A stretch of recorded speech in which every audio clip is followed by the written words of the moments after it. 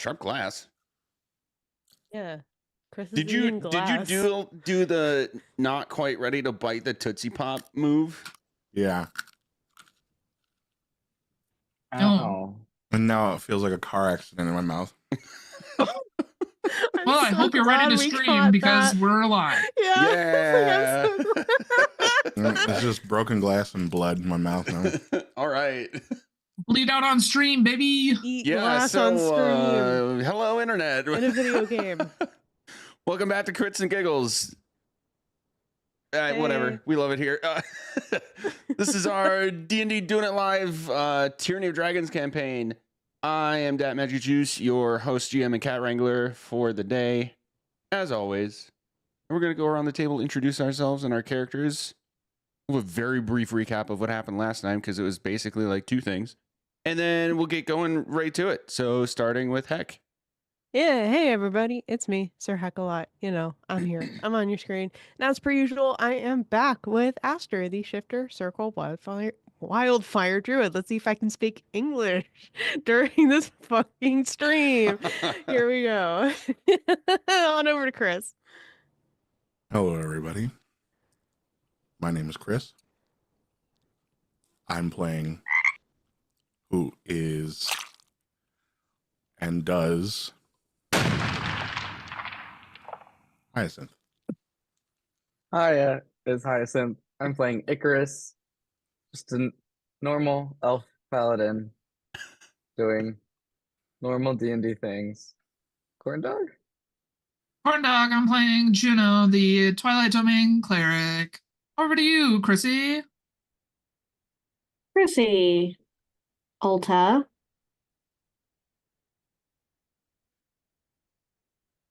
Magic. And that's me. Okay, so last time we were here, we traveled to Waterdeep, where we have, thanks to Ulta, at least a little bit planning ahead and communicating ahead, are meeting with her parents and basically planning a gathering of sorts, hopefully with the Council of Waterdeep, and we're trying to set that up. So we had some fun interactions, just kind of like figuring out who they are, and they're learning about you, all that jazz. I really don't have anything specific. It was just kind of a fun RP session, unless there's anything key that you guys want to throw into the mix.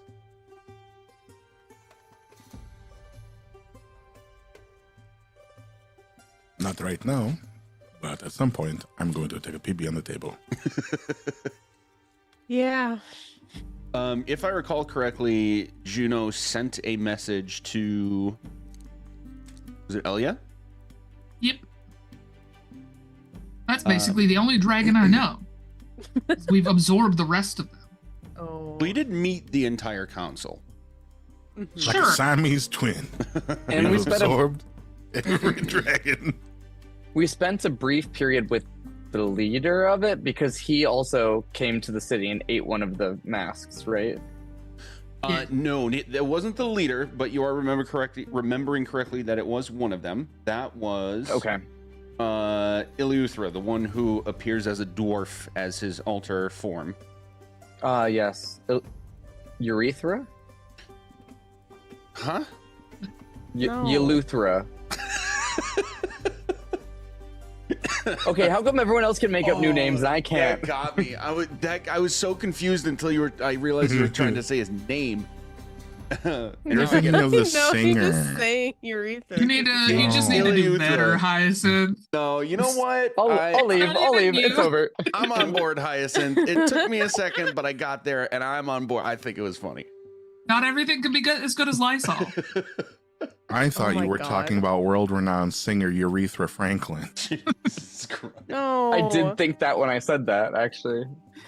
Oh man, I'm checking YouTube to make sure I checked the not for kids box. Yes, okay. I'm just gonna hide in my. Kids should know about urethras because otherwise you can become a 19-year-old and not know that you have 3 holes down there. Listen, I agree, but True. navigating the minutia of content warnings is a fine line to run here with some stuff. So. Kids, you got a urethra. Has Everyone Has has anyone one. noticed- urethra for This lumps is or a bumps? PSA. Everyone has one, at least one, and if not, there's probably a condition for that. Anyway, Probably have a doctor. For not having one or for not knowing what one is? Yes. for either not Technically not both. having one or having more than one. If the Ooh. number on your body is greater than or less than 1, there is a problem. Right? Tell me I'm wrong. I mean, you don't technically need a butthole, so What do you mean? We're not opening this up to buttholes right now, okay? I'm just saying, like, if you didn't have a urethra, you would just use a different exit space, which wouldn't technically you- be a urethra. By Can you definition, imagine if you had to poop out Like your what? urethra? That's not how any of the. Oh my god. by Okay. definition, a urethra is just any tube that lets urine leave your bladder and body, right? Oh, so if you move the urethra to like your rib Right. cage, Right. Then it I'm would thinking still like if be- you punch okay. someone hard enough, their mouth could be a urethra, or how would pee come out of their mouth? if you punch them hard enough, it As could happen. fascinating as this is, yes, No, the name that's was not, Ilyuthra. None of this is correct. It just makes me so disappointed. Chris is just sitting over there like Fuck me, gaslight, gatekeep, girl boss. Gaslight, gatekeep, girl boss.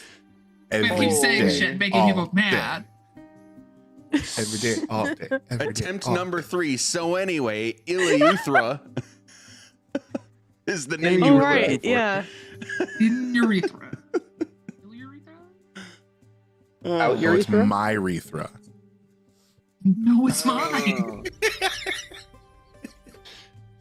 Oh boy. Just imagine if somebody just grabbed a hold and said, "That's my urethra." Our urethra.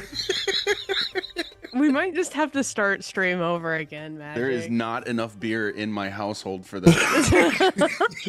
We might just have to start over. Challenge accepted.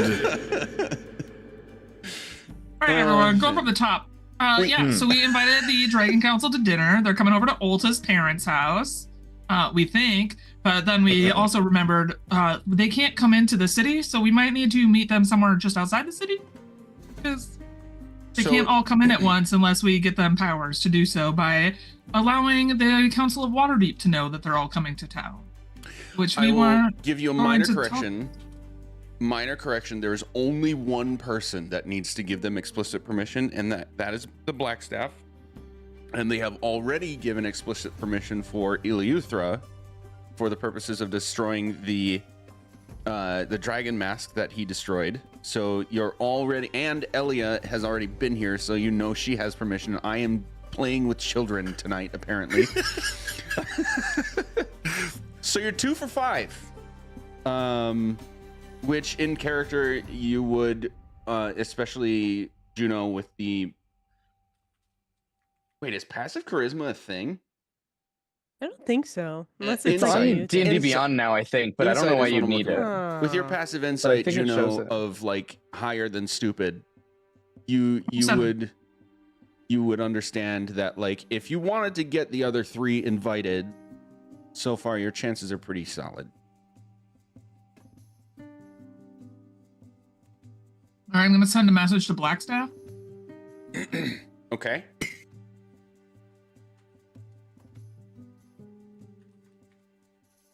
Hey, it's me, Juno.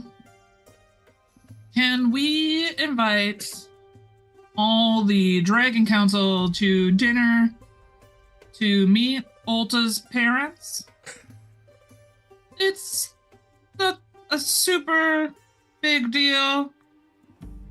But please, What, please? but please, but please, but, comma, please. We're going to dinner. Send S. Let me clap down cheeks.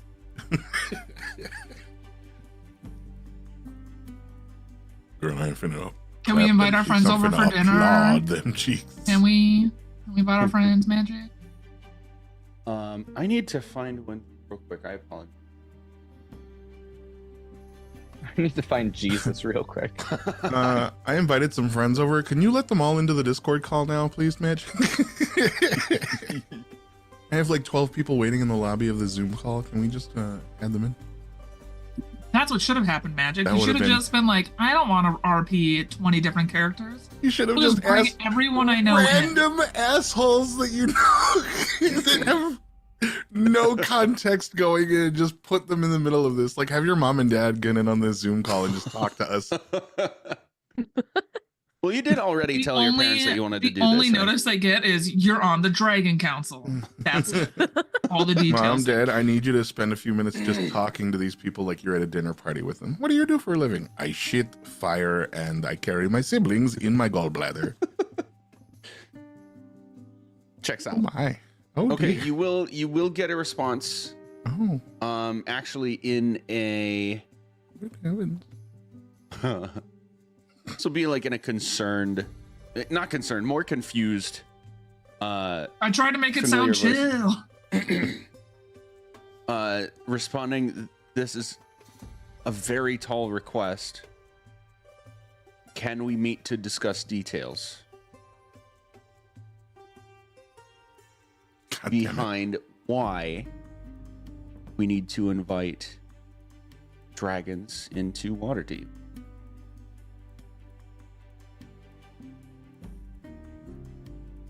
Burn another slot. I mean, why not? But yeah, sure.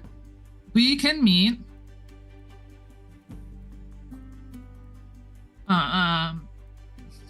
That we'll go through. Please don't tell everyone about it. We don't want folks to feel left out. Persuasion check. Oh no. Charm.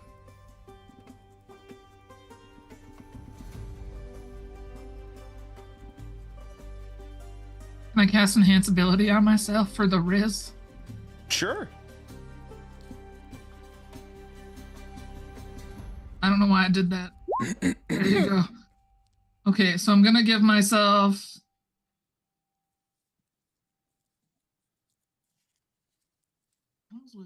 Oh, wasn't it like Eagle Eagle Splendor? Splendor. Yeah. Okay. Are Can't believe eagles I remembered charismatic? that. Yeah. Have you seen them? Apparently. They're regal as fuck. Compared to which animal? You motherfucker! Mm. They're the most charismatic of all the birds, that's for sure. I mean, do you Um, know what ducks do? So that's what it is. It's 12. I got the Riz of a Penguin. nobody. Actually, penguins mate for life. I would argue they have more riz than an eagle. Can we change it to penguin splendor? They are known to my give God. stones in exchange Yeah, and they give for gifts and shit, Yeah. right? They got Yeah. riz. Yeah, that's true. They're also cute. Like, everyone loves them, even the dick ones. Toby, do you like penguins? Anyway, you will Toby's get a like, response. for dinner.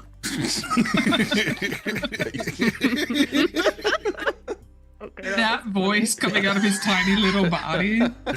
Feed me. Chicken nuggets, please. He says as he shakes Nuggets? violently. More God. nuggets, human. Just- Anyway, the response you get will be simply think the location to meet, and I will make it happen as soon as possible.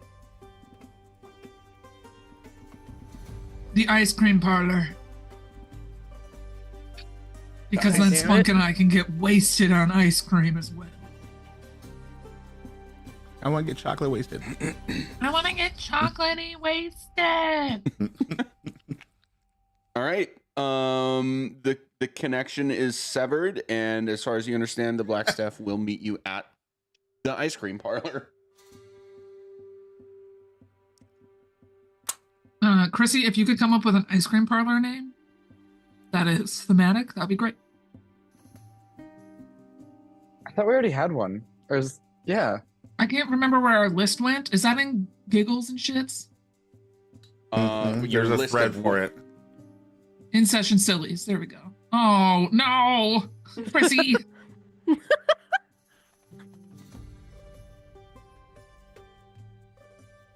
Ah, no, Christy. Yes. We did not have one. Interesting. Where was Oh. the place we got the crickets from then? The cricket mint ice cream? We did go to an ice cream place. I just can't remember what we called it. Oh yeah. Did I note? I did not note it. I will note that we didn't get to go to Burlington Cloak Factory. Oh Where we my left God, off. you're right. Yeah, we have to get our outfits for dinner. But first, we should make sure dinner's allowed to happen. So Yeah. we might need to go Yeah, talk that's to a good this point. other dude first. Ice cream shop is called the Sir Mocha-Lot. Hell yeah. Why am I not surprised? They're Right, being guys, taken over though by this new group of Cone of Coldstone, and it's Oh yeah. Oh, it some was people something hate them related because to they're way Cold too Stone, I feel popular like. already. Well, let's go to Sir Milk's a lot. We're gonna have Are to we meet sure with the... that's an ice cream Come- parlor? It is. It's the one where they let us still put in the chunks of cricket, despite that not being on the menu. Yep. We're going back there because we know it's good. They don't serve it in a cone though. They have like one of those little like filter things, like the nozzle that you get like where you get soda through, but you have to get it from underneath a table. That is not how that worked last time. Uh-huh. What areas of the internet are you on, They Chris? served it to you from behind the counter. You did not see how it was dispensed. Like a hamster.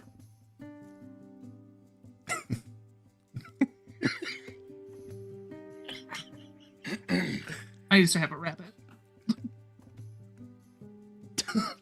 Chris and I were talking. Chris knew. It felt like such a non sequitur. I used to have a rabbit. Just for those of you who are not paying attention, we're paying too much attention. That's the issue, Magic. They All right. Well, let's go get some ice cream. Yeah. Now I'm really mad that my ice cream is downstairs. made you hungry, huh? All right. We're off to the ice cream Immediately message Ryan. How did you know what I was looking at on my computer? shop. Your face changed colors when you clicked on the new screen. Started breathing heavily.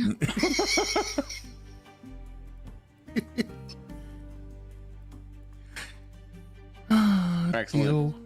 All right, we're walking to the ice cream shop. Yay.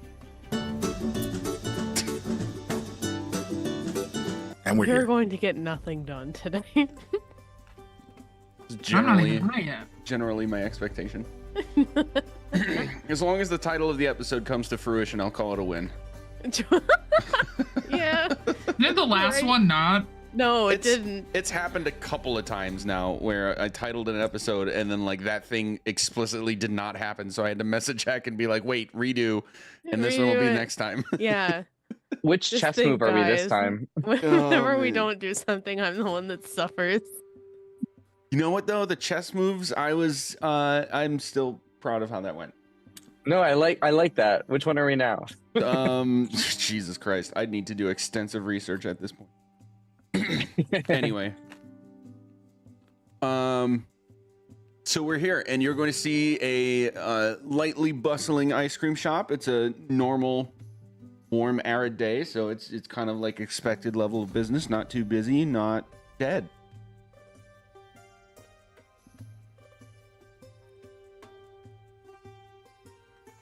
All right, what kind of milkshakes you guys getting?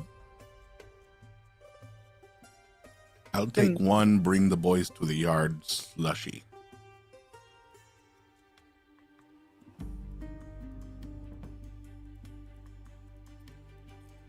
Say that again. What is? I said, Bring I'll the take boys to one, the bring the yard. boys to the yard slushy. Yeah, what kind of flavor is that actually? That'd be, like, a Milkshake really good flavor. Yeah, thank you. Yes. Okay, the person behind the counter is going to rustle around with some like clanging of wood and silverware and stuff like that, and you'll hear just a couple scoops go into a cup, and they'll hand it over the counter to you. 1 copper, please.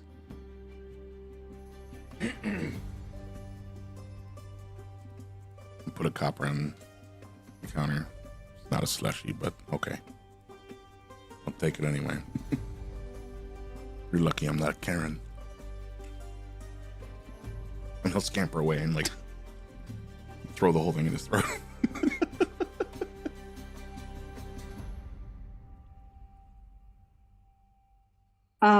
Ulta's going to walk up and say, I would like that, and point to a very specific ice cream. The little label says Len and Larry's. And it's called Eat the Rich. All right, This is very good. excellent. That'll be 1 copper, please, and they'll just take a cup over and scoop it in, have a little smirk on their face, and hand it over. Rumbles up crickets and dumps it in. Wow, they have some audacity charging for an Eat the Rich. True. Fair. Anyway, what's everybody's passive perception? Oh, mine's super high. It Mine's is 22. 26. 18. 17. 18. I'm Nice. the lowest at 17. Okay. so perceptive. There was a 22 and a 26, right? Yup. Everybody else was below 20. Mhm. Not by much, but this is a difficult passive perception. So who the 22 and 26 is Juno and Aster? Mhm. Okay. You will notice a humanoid woman who has darker skin and hair put up into kind of a bun, and in like very normal clothing, blends in really well, even though she is holding a wooden staff. But in a city this big and populous, it's not uncommon for people to hold staves between people who actually use magic and just walking sticks. You notice this person kind of mumble quietly to herself as she's just kind of looking at things on the counter and hiding it very well, that she's not actually looking at anything. She's just kind of blending in when she casts this spell.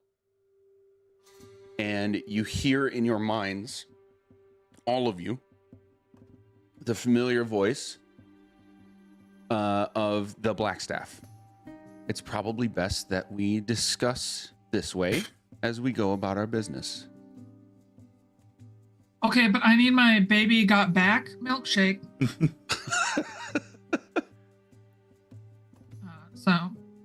It's the peppermint chocolate one.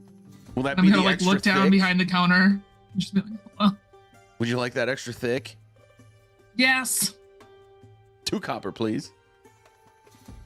Okay, here's a gold. They'll make That's the change for a you. pre-order in advance. We'll be back. The person at the counter will just kind of like hand wave it, take the gold, and make a note. You'll all hear in your minds, so tell me about this Council of Dragons and your intentions with them coming into Waterdeep. I mean, does someone else want to talk? Or I can? I'm just, I don't know why you're bringing them here. well, we were kind of hoping that we could learn from them about, like, Tiamat and how to best destroy them. And she will, like, Juno will carry on, kind of like word vomiting a little bit about, like, the reasons why, about everything except for anything pertaining to So like, well, we're thinking about going to hell.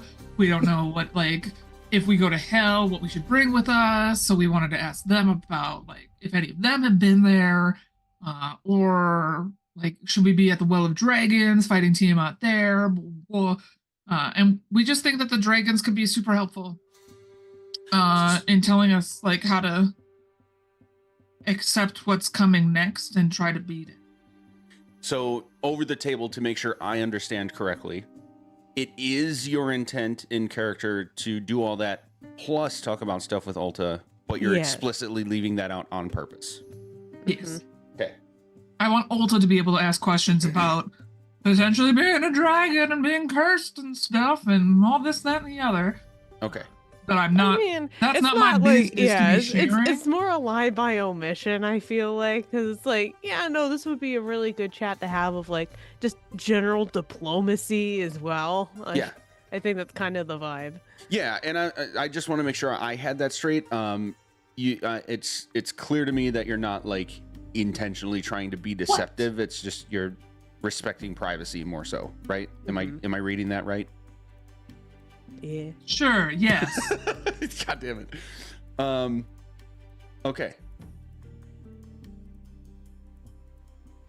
If this effort is supposed to be in conjunction with the dragons themselves, I have two conditions.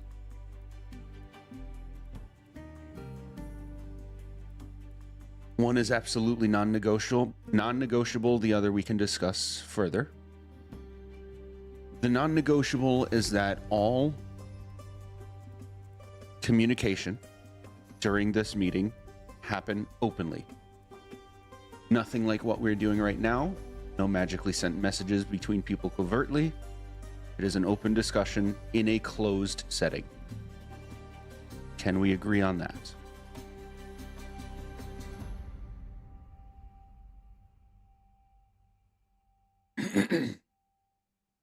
I don't know if I made this clear before, but like now I feel like a jerk. I don't know that we intended to invite anyone else besides this little party you see in front of you, Ulta's parents and the dragons. That would bring me to my second condition. I and two council leaders of your choosing should be in attendance.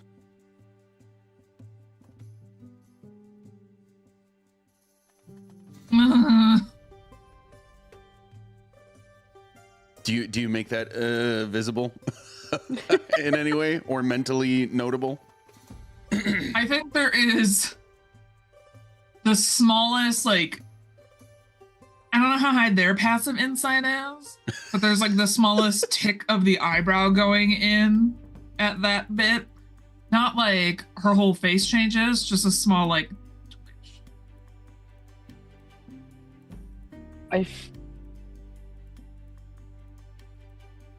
I don't know. Does that include like our faction leaders? They are part of the council, yes.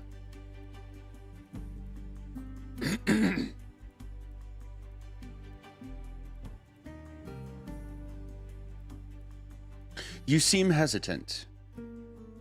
No, I'm just honestly trying to think of who we would invite. It's more so we still don't know everyone's connections and things like that on the council. And some news of like what we've shared with the council in private has like gotten out beyond that, and we don't know where that flow of information is coming. So it's more we have to be correct in our choosing. Okay, make another persuasion check.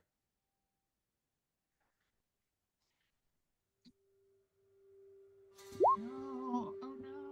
Oh no! Don't you have advantage? What is happening? That's Yeah, it's why, a 10 with remember advantage. earlier when I asked, should I be the one talking? I mean, I'm not much better. I got a +2 there.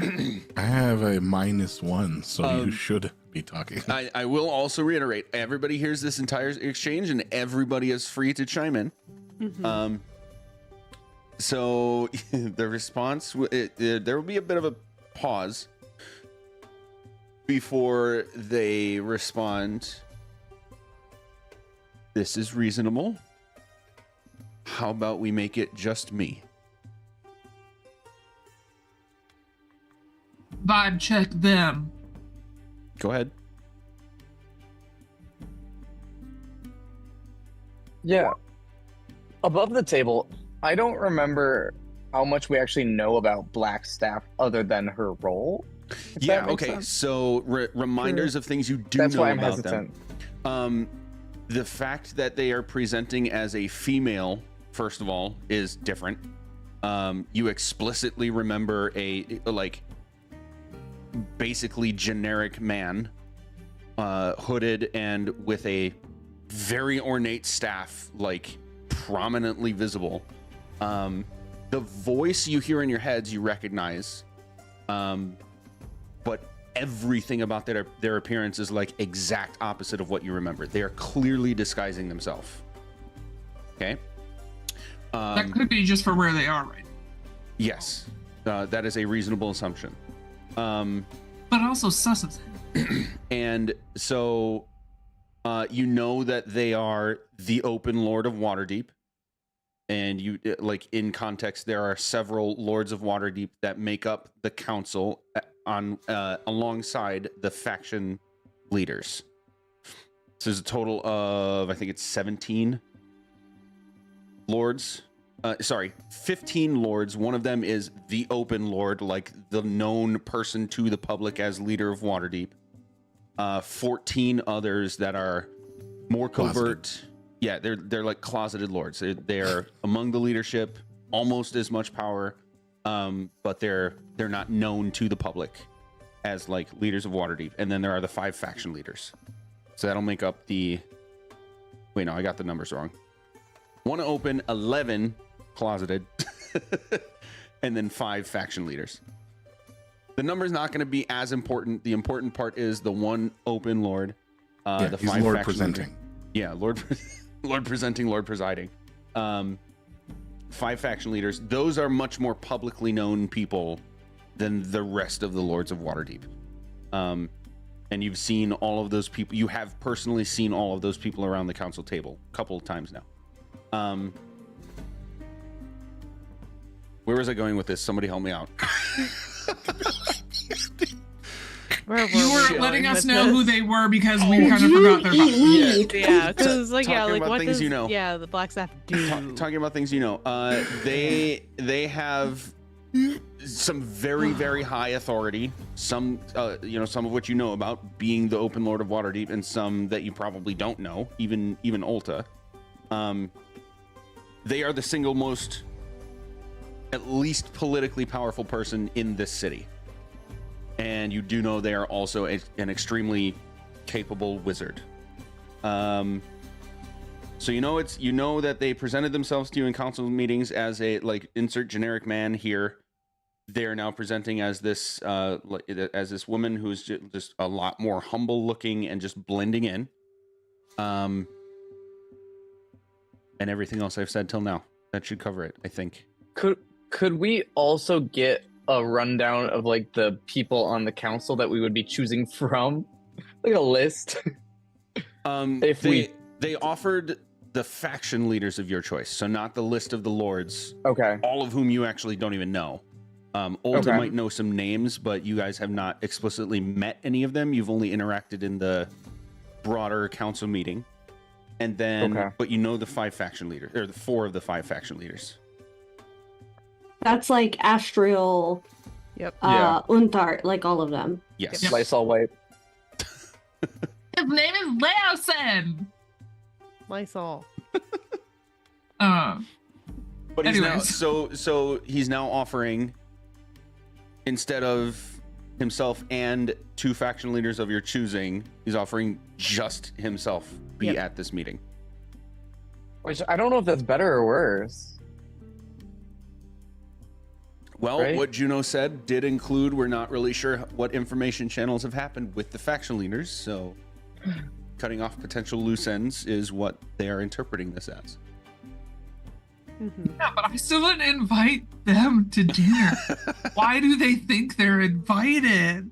Like that was the reason for her Your- eyebrow twitch. Your It was passive like insight will tell you they know they're not explicitly invited, but like they're They the have- open they're lord of coming. Waterdeep. Like, and something They wanna very know important is all the happening goings here. on, Yeah.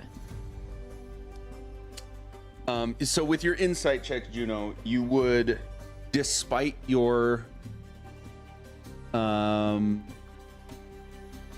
misgivings maybe about how this negotiation is going, you would have a confident understanding that they are not trying to be nefarious to you in any way, but they are sitting firm on this can be almost as secret as you want it to be, but it's important enough that they are pretty much dead set on at least they need to be there, to be in the loop and not secondhand information about anything, not get secondhand information about anything. What if we were to keep it a smaller event? Would that change any of the we rulings? can't uninvite Or- them, Icarus. That's so fucking rude. We invited the whole council. They will respond, this is a fair question, but I must insist that any such event, the scale, even if it were only to be one of the Council of Dragons, I would remind you, not even just any dragon. This is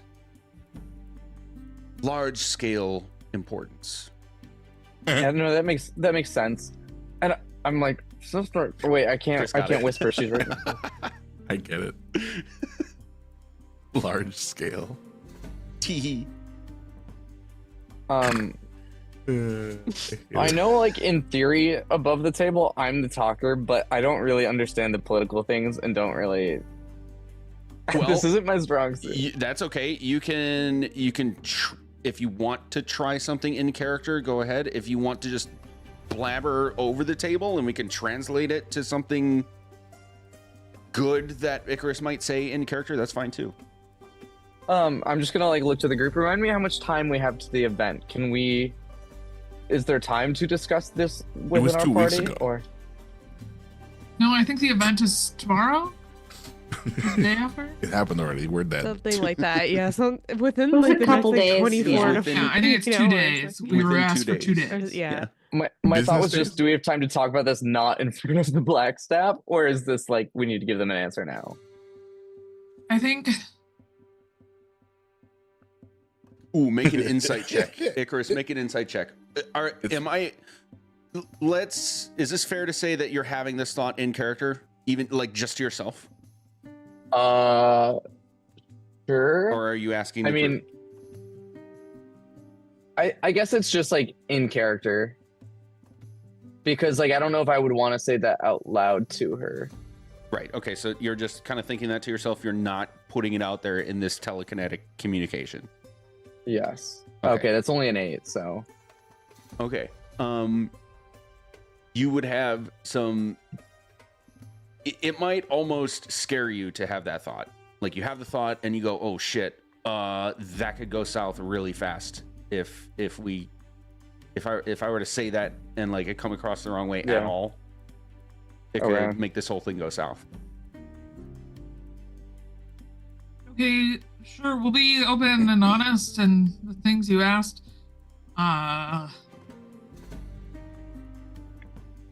Yeah, we'll make that happen for just you though. And I think that is a fair request in your city. I think we should also inform the council of your presence so that they aren't surprised or feel unsafe as well. And when we say the council, we mean the Dragon Council. We don't want the council to know Yeah. just yet. That is a fair assumption. Given that I have already met 2 of them, I think that shouldn't cause any problem. Mm-hmm. And I'm sure with well-regard, or with the title and well-regard you have, they would be okay with it. I'm like literally crumpling as I form a sentence. No, it's okay. That's all right. We That's all right. will. Yeah. I'm like, how do people say like polite, eloquent sentences? I don't know. I'm sorry we were homeschooled. Okay. For starters, they spend years and years and years having it hammered into them. And then they spend another several years and years and years going to school for it. Mm-hmm. Okay, so you'll get another response. Well then, that seems fair. It will be just myself and your chosen invitees of the Dragon Council. In order to make this happen, I must have all of their true names. I already have 2. You must provide the other 3 in order for me to allow them through the magical warding of this city. Yeah, we really should have just had this meeting offsite. Yeah, do we actually above table know them yet, or do we have to ask? Okay. You know them. I have the list if you want me to send you the list. Yeah. Would we have, like, in our previous conversation with Elia, know if that's okay? Because, like, she did it? Or, like, would we know if this is, like, taboo or frowned upon before we do that?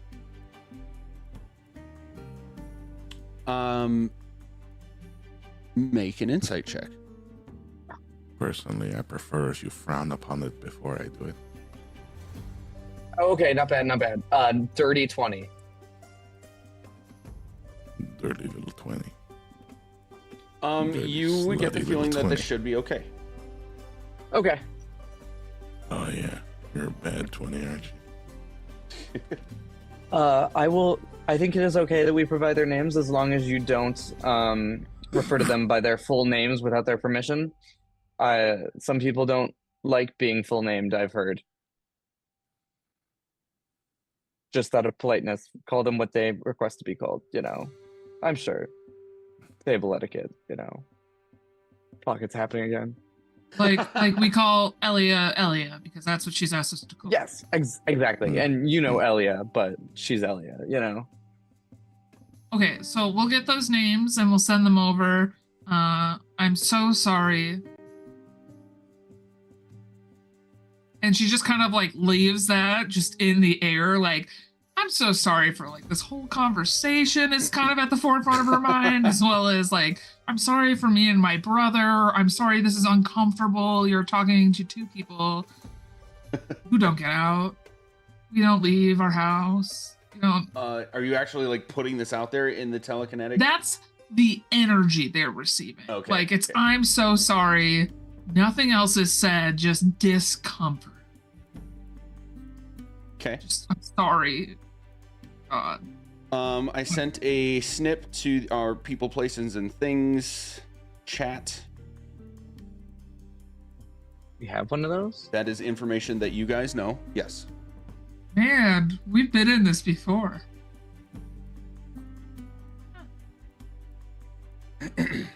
Okay, and the Blackstaff will say,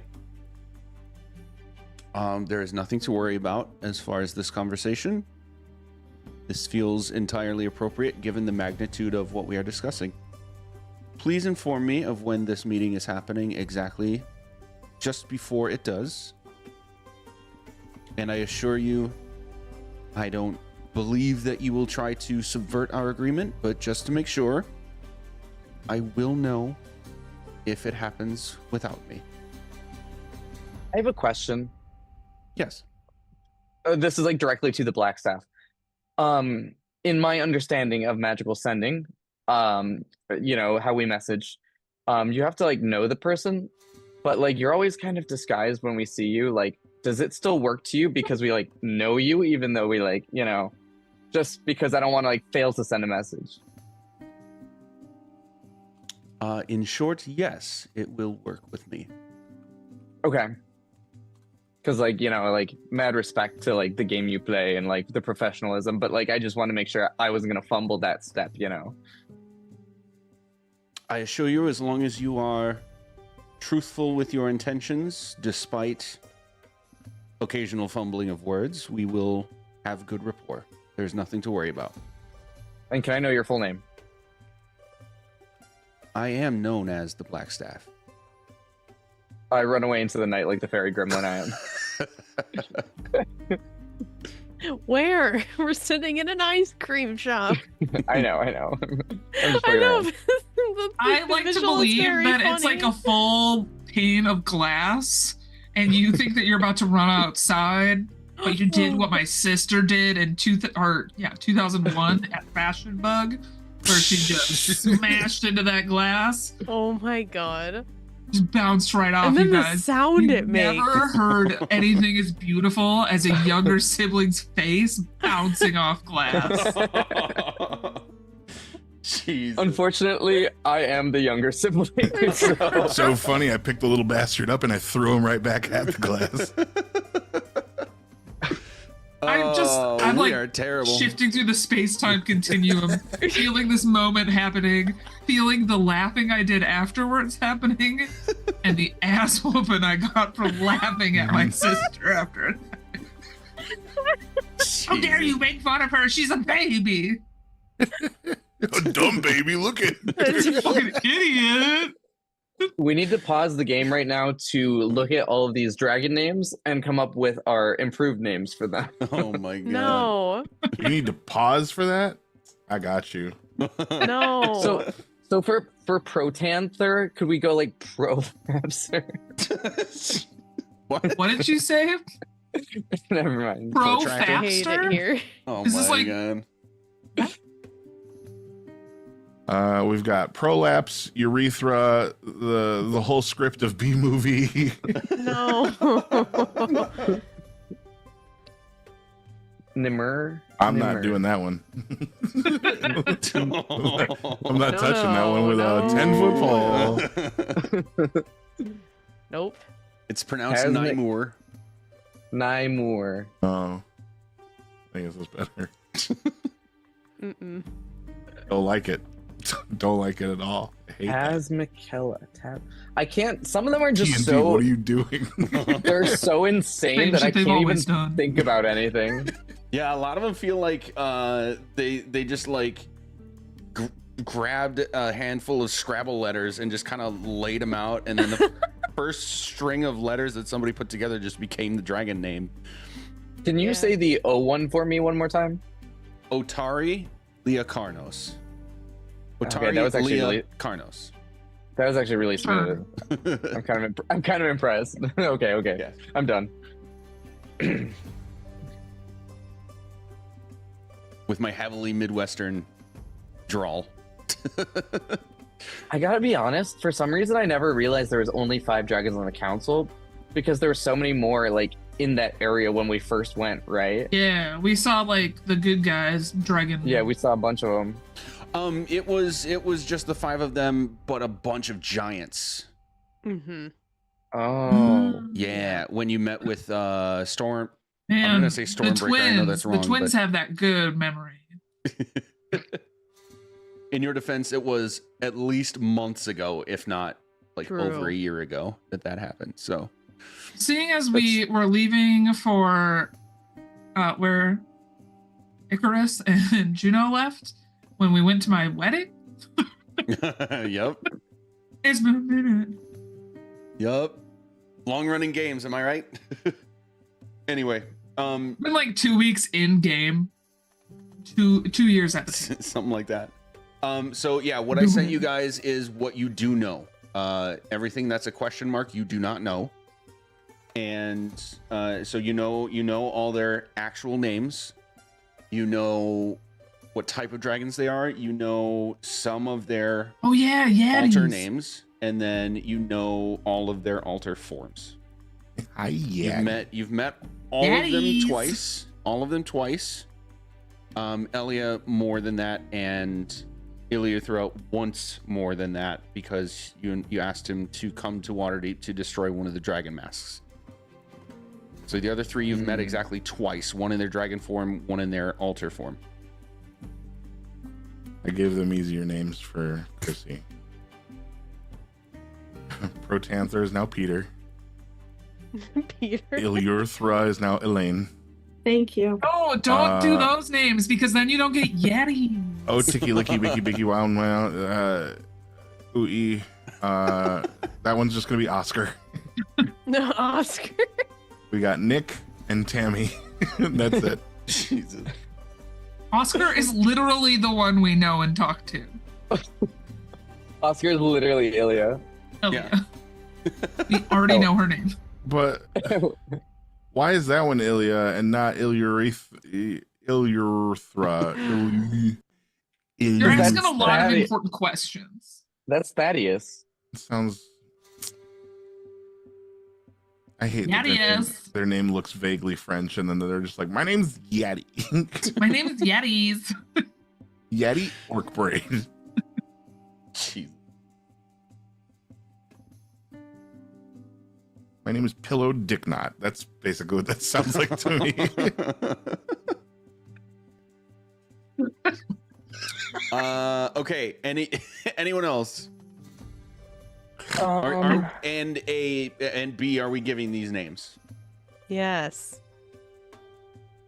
Only after we get consent. Yeah.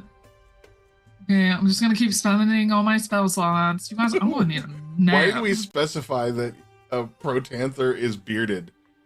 Why is it the only one that we've specified as bearded, even though there's no other human males? The entire group. No. It's so you know I don't know. exactly That's a- how sexy he is. That is a copy paste out of the book. What the fuck is that? They needed to see themselves in the book. Which one is protanther? He's the one with the beard. Yeah.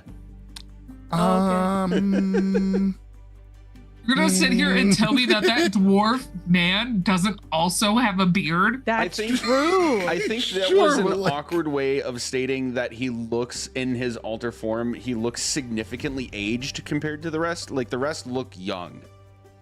But he. Oh, they- bearded as in like the level up? Yeah, like Like I've long- seen like my long gray years beard. and he's got like the Yeah. long beard. Yeah, and the So rest it's of them like look it's like not they're in bearded their, like he has a beard. 30s. It's bearded like he's goated. I got It's it. both. Yeah. Oh Yeah, my he God. bearded with the sauce. I get it.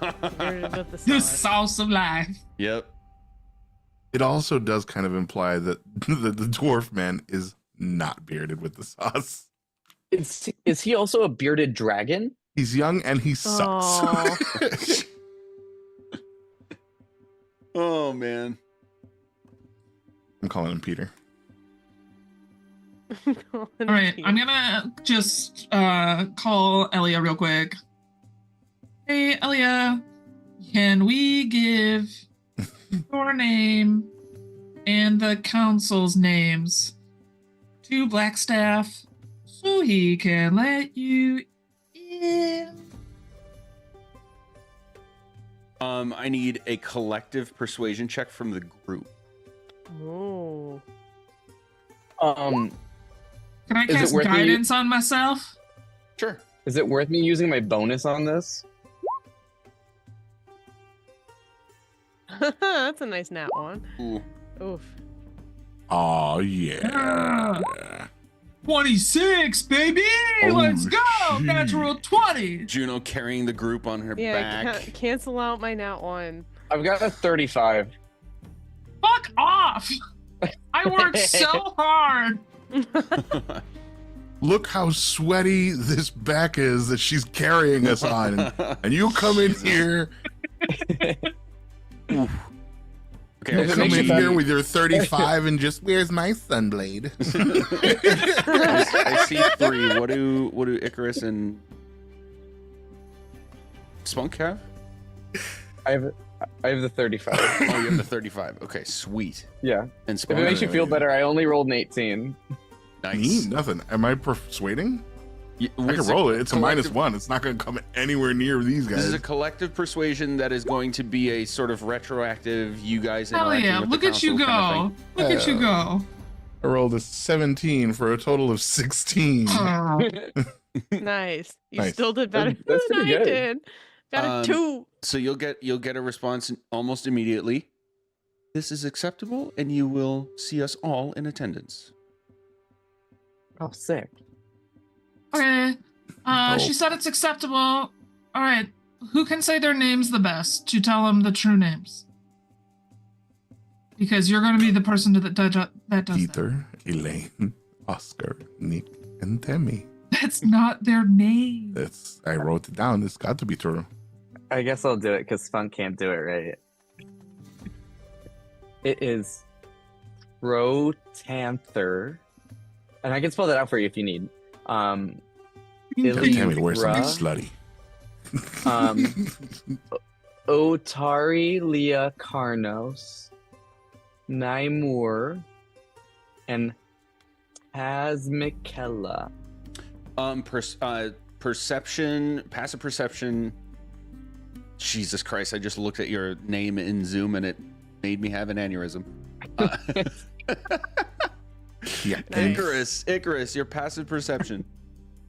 It is 18. Okay. As you say each of these names, like everyone, you feel this even more than the last. You get this feeling as it's almost like you're casting a spell. And you'll get this feeling that the interaction you're having in this moment is, if you were to like put into a phrase of words you understand what's happening right now, it would be, there is actual power in a name. Yeah, that's why I asked for the black staffs. Exactly. But now it would manifest as in like you actually feel like the weave is interacting around you, like something crazy powerful is happening with you speaking their true names to this person. And he collecting Dragon Balls before our very eyes. Can I really quick? Can I activate my divine sense just for shits and giggles Sure. to see if Blackstaff is a celestial fiend or undead? Okay. Just cause I'm suspicious.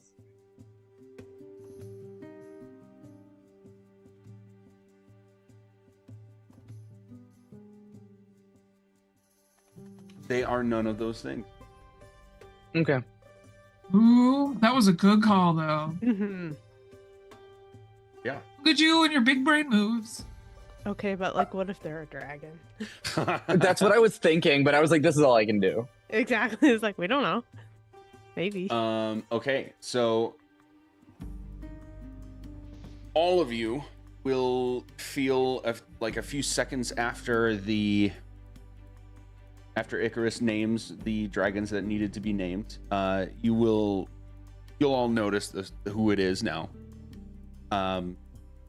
They will sort of mumble to themselves, still kind of like checking things out on the shelves and looking around, smiling at some random person, waving. You'll feel like a rush of what feels like a kind of like a cleansing energy around you. You can tell that something magically powerful has just happened. And the Blackstaff will say to you, it is done. They may enter and exit at their leisure.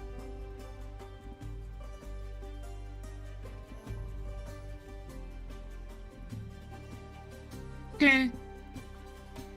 I'll let him know either later today, if I still have the energy, or tomorrow. I'll like whisper to the group, is it rude of us not to give the black staff a +1? Like, I don't know how these formal No. dances work. Okay. Oh, wait, are we supposed to be dancing? I thought it was just dinner. Probably just dinner, Okay, it's just dinner. right? I don't know how these things work. I feel like it's just dinner, but maybe Well, I'm what's your wrong. mom? Would your mom make us do a bunch of things? No. What? Why would? What Like, kind of? is your mom planning more than just dinner for tomorrow, or is it just? Oh, nah. She's a big fan. There'll be 2 or 3 past hors d'oeuvres. There will be probably a sit-down dinner. Drinks in the parlor, that sort of stuff. I mean, it's pretty generic, you know. Okay. No dancing, just like you go from eating and drinking spot to eating and drinking spot. But I feel like Yeah. 5 ancient dragons could be really good dancers over history, right? I mean, you could dance with them, I think. I mean, we can make sure music is there. You want to dance with a dragon? Kind of. That's like such a story. Like, I know I'm no longer a bard, but that sounds like a great story. That does sound great. Yeah, I think you should look into that. Blackstaff, can you have a song written for us for this event? Or do you know of any songs written about us? Since we're so I'd like to- powerful and we've helped the world so much? And if you say no, I'm just gonna do it myself. So I'm not It's gonna personally aware of any. Oh, shit. I'm gonna call it the Song of Dragons. Dragon D's nuts. That comes through the telepathic link. And then when you say that thing out loud that you meant for an inside thought, she's gonna be like, oh shit, that's right. No inside thoughts right now. I didn't mean for my face to say that thought out loud. Yep. All right. Anything else for the Blackstaff while you have this connection?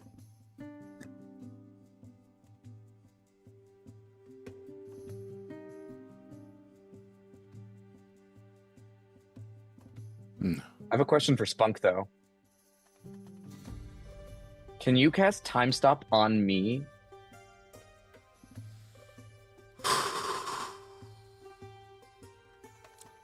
I do. So here's the thing. I don't believe I can cast Time Stop on you because it only works on myself. However, I can tie you to the railroad tracks and cast Delayed Fireball, and time might slow down for you a little bit right before the end. We could test this. Do you want to try a few experiments? I've had a few on the Rolodex, on the back burner, waiting for someone to ask. Now might be a good time to try it, since we know we might all be dead tomorrow. But if the experiment goes through, maybe it'll just be you who's dead tomorrow. Also, we're not gonna be dead tomorrow. We He was still like, what does that like, mean? We've got a couple days before we either go to hell or go to a well of you dragons. know, I mean, like tomorrow, like when someone's like, I haven't seen you in a minute, it's been more than 60 seconds. I mean, like, you know, later.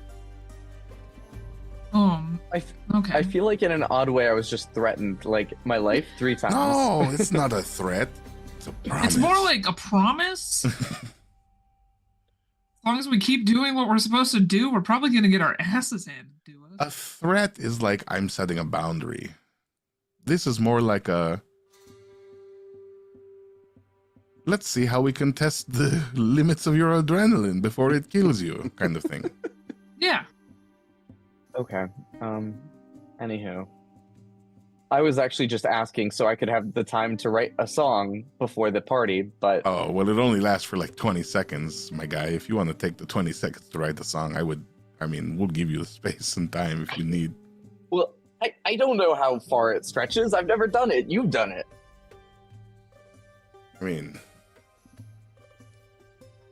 I feel like with a god for a boyfriend, you should know at least a little bit. But, Oh, did you want to invite But Corey yeah. to dinner? He kind of just disappeared. oh, yeah. I was gonna ask if you could do that, but I also don't want to interrupt him if it's a really important mission. That's fair. But I also don't know where he is, so Yeah, you should maybe talk to him. That was a very sudden, I must go. Very dramatic. yeah, but the issue is that I don't have the sending thing, so I can't talk to him Oh. unless my sister talks to him. Isn't that embarrassing? I'm happy to help It you. sounds like you should work on that. My brother wants We could to try tell something you. where we like hold hands and put our foreheads together, and I cast the spell, and you try to like send it through it by just whispering it at my head, so I don't actually listen that well. Can't. Lead walls. Let's try this again. Spunk, is that how magic works? It's not, but No, what I'm There is- saying is that you speak this directly to me, to my face, like face to face, like not thinking about anything else, and I just listen to it. what But if I he pulls your listen mouth lips as apart to and screams send- it into like your to send the mouth? spell through my brain. Listen, Mm. I He have, screams it into your mouth and sends the message in through there. I am fully on board with modifying how how spell like magic works in I'm certain level ways. fucking 19. If we want to talk about I think details, I know how magic works. Yeah, but like, you know what I mean, right? If we want to make some changes to how some things work, especially for fun utility shit like that, I'm on board. You Mister, know, hand me your spell. we have to make sure that the weave Gimme. passes through his brain. So what would have to happen is you'd have to put, I think he would have to put his finger in your mouth and your finger in his ear. And then No, I don't think that's how it works. I That think we would actually redirect- just need to connect our ears. actually I'm the wizard here, so it works the way I tell it to work. Why do I If feel you're like this is so a D&D smart, then why version can't of you a, do like, this? And then I'm gonna grab both of our ears. Why do I feel like this is the D&D version of like a bunch of 6th graders trying to figure out how to make a potato battery? I'm just gonna sit down. I'm gonna sit down until someone drags me out of this ice cream shop and start writing music. No, we're gonna talk to your boyfriend. No. I would like to address the question that was just posed to me. You grab both your ears and his eyes just get like as big as dinner plates and he starts to like water. You know that I can't do that. Because all I have are these little flaps that produce a little vibration when sound hits them. And You know I'm what? I sensitive don't about have it. little flaps, and that's kind of dumb sometimes. No, they're huge Because that flaps. could be You can see so them from convenient. space. All right, we're gonna take a quick break, guys. We'll be right back.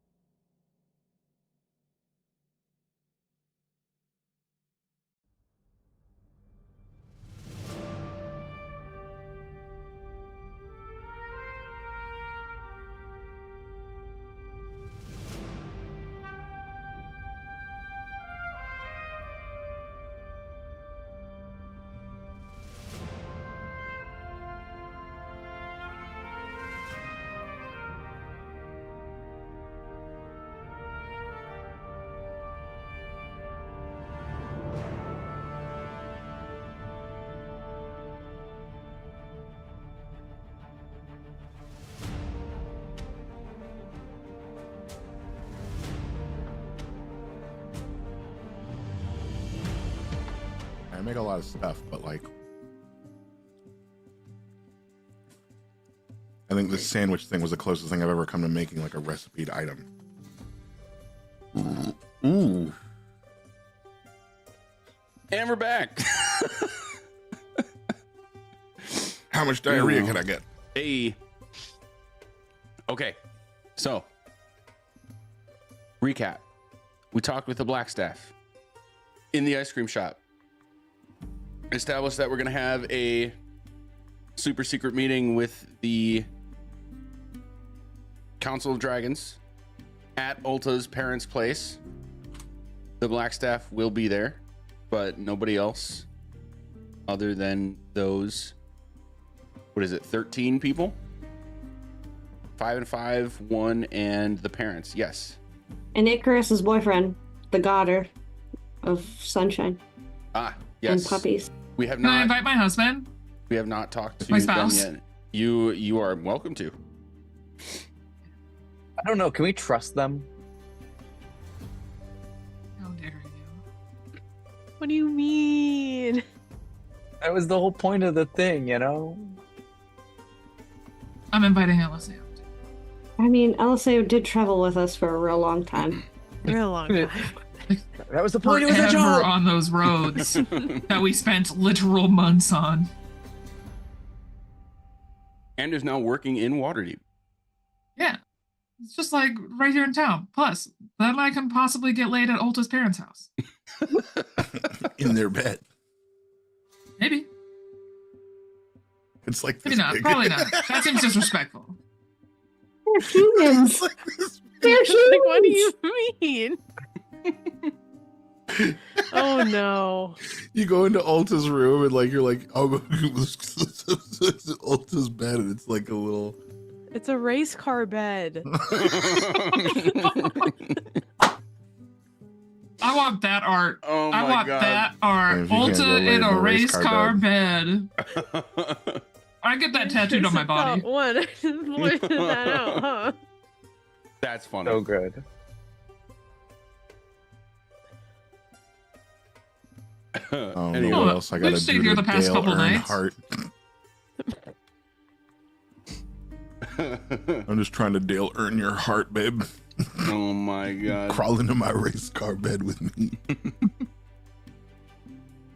So anywho, what's next Don't for worry, you I'll guys? You peel got out.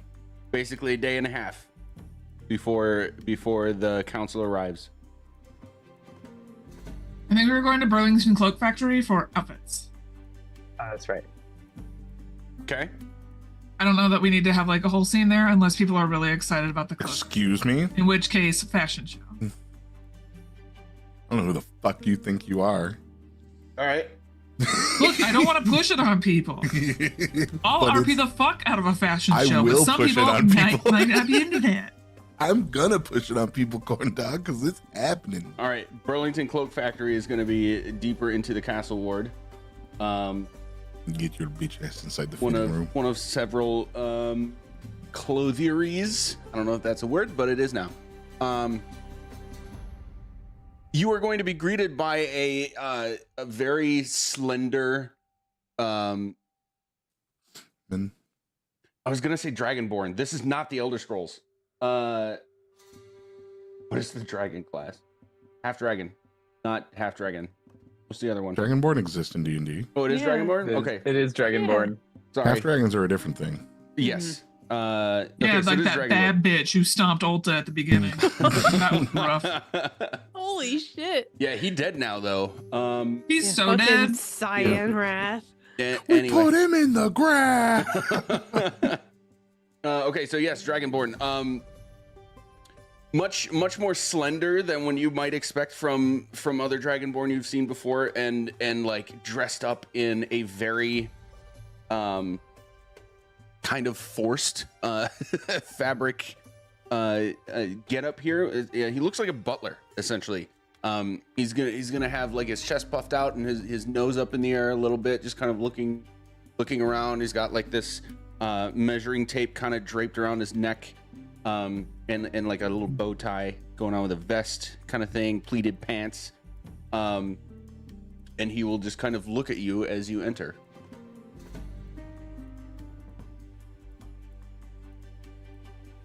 Hello. We are here to buy your finest and habest of dasheries. Yes. Welcome to Burlington Cloak Factory. That would be the place for you to buy the finest of clothing. Would you like a look around? My compatriots would like to take a look around, except, but I know exactly what I'm looking for. Do you have anything in the tiny tuxedo variety? Yes, we have everything that is anything as far as sizes go. Do you do custom tailorings? Of course. And he just like quick flicks out this measuring tape, kind of pulls it taut toward you. Well, shall we measure you first? Brilliant. I will step on the podium. All right. He just kind of like gestures for you to step up on a little platform with several mirrors on it so that he can begin measuring. And then he goes into like a super speed mode for like 5 seconds and gets like 18 different measurements on you super quick, like just zipping back and forth. Like he pulls one of your legs and gets a measurement, pulls one of your front legs, gets a measurement, tips up, like pulls you at the chin with one finger, gets a measurement there. And then like one like fully around the most bulbous part of the center of your body. And he goes, oh yes, breathe in deep for me, please. How big do you grow? No, I'm like spherical almost. Yeah, like probably like 3 times the size. You know that cartoon they made with like the little balloon shaped like cheetah chasing the balloon? Oh my shaped god, gazelle? yes. It's like that. Excellent. And he like, you can feel it on like your belly. He like expertly just lets loose on like one part of the tape measure as you do that, and then it'll grow. He'll get the point, and then you go back to normal. And he goes, yes, if you can select what style clothing you would like me to get this in, I can make all of the measurements happen for you. Okay, great. Black sequins, but make sure that the inseam is a little bit. Don't do pleats. I hate pleats, but I don't have an ass, so I need something to help keep it up. Oh, yes, no Suspenders creases might and be a little bit flattering too on the long. back end. I can make this happen. Thank you. Anyone else?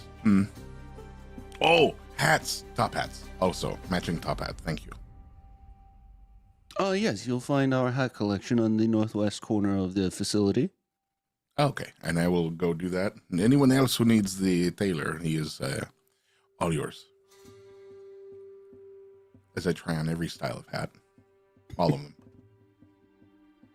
Trying to remember where I sent the picture of the thing that I was looking at.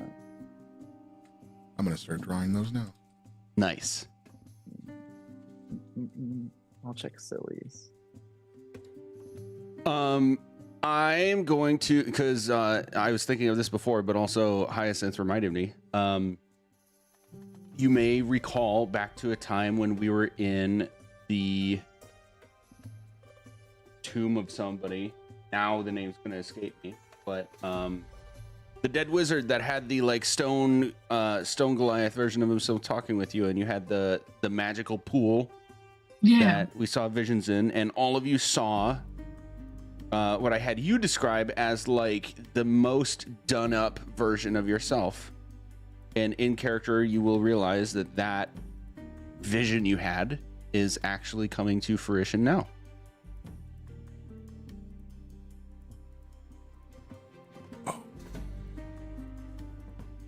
I'm gonna find this like really fancy thing all the way in the back that they like hide with all the expensive stuff, and it's got like tiers of like, what is the word, like tulle and like sheer fabric, and like parts with like almost like a firmer like scaled pattern.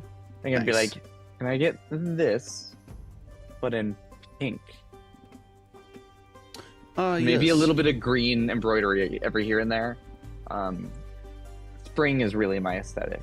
As you're talking, he's gonna like pick it up off of the rack, and you'll see as you're describing what you want, the fabric is like actively changing, to exactly what you're imagining in your mind, and then like as you add more detail, it kind of shifts in that specific way to be more exact to what you're saying you want. That's cheating. I'm kidding. Excuse me. Yes, of course, we can make this happen for you. Is there anything else?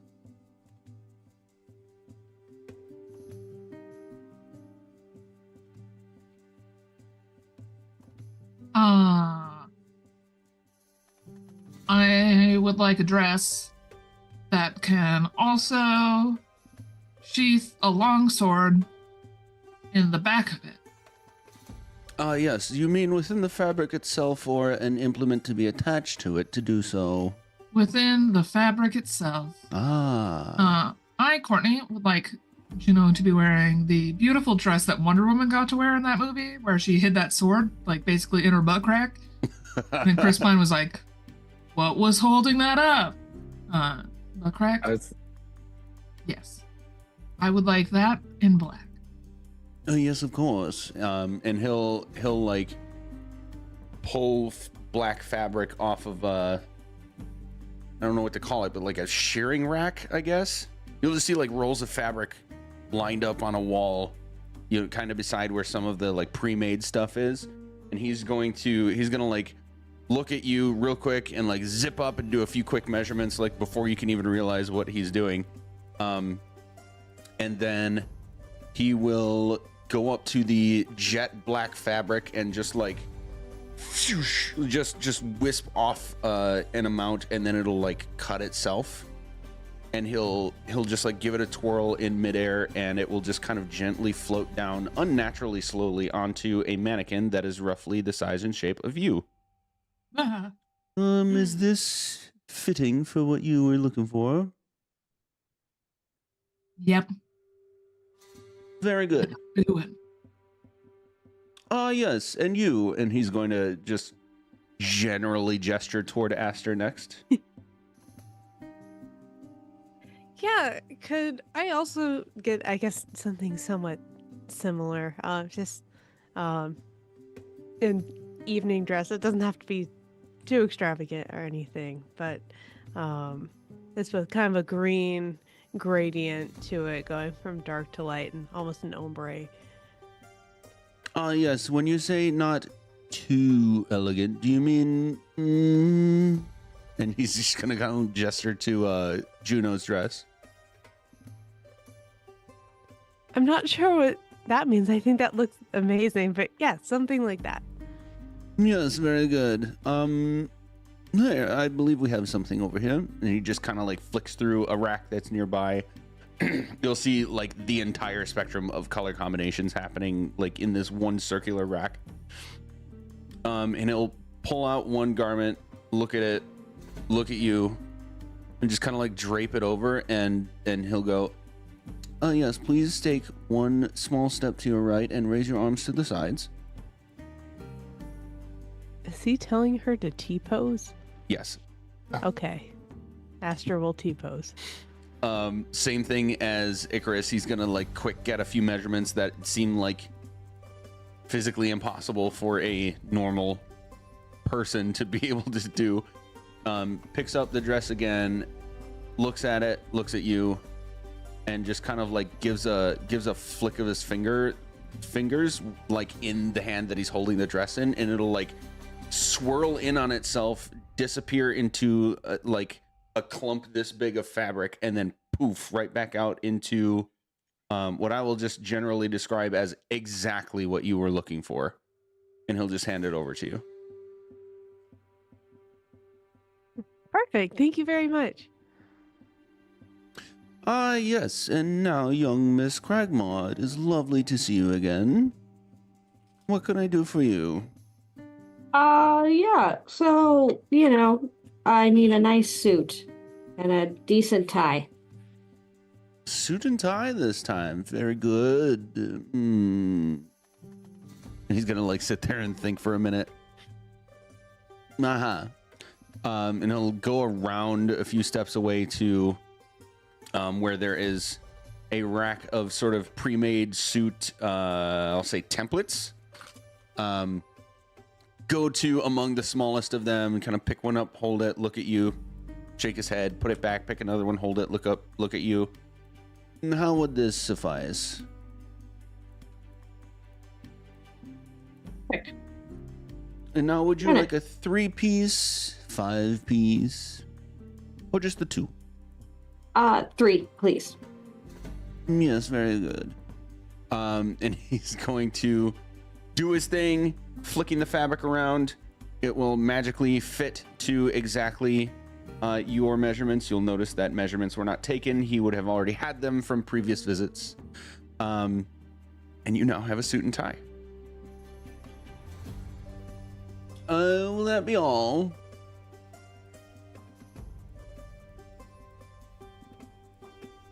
I think so.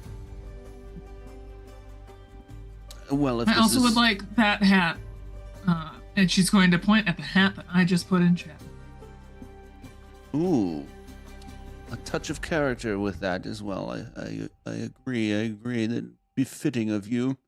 Very good. I will throw in the hats for free. Your total for all of this together would be, with the lovely nobility discount, of course, will be 3,500 gold.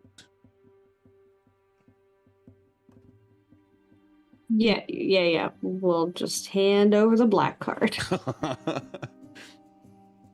You hand over this piece of paper essentially, and the familiar elven woman will like snap into existence with like her nose up in the air, her glasses right on the tip of them, and she has just like this pad of parchment with an ink, with a feather pen, and she just kind of looks around.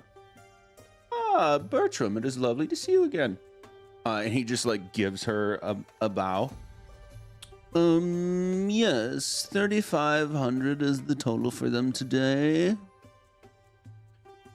Very good. And she just snaps her fingers, and you'll hear like coins sinking into a pocket as he just catches this small sack that has formulated out of thin air in front of him. Very good. Is there anything else I can do for you today? Nope. I think that's it. Lovely. Have a wonderful evening. And he just kind of skirts off into helping the next group of people.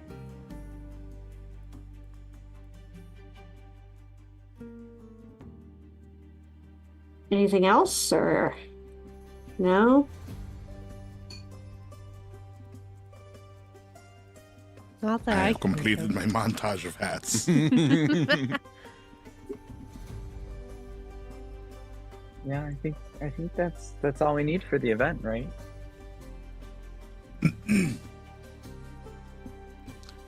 He tried on a little sombrero. He tried on a baseball cap. He tried on a Kangol. A big top hat.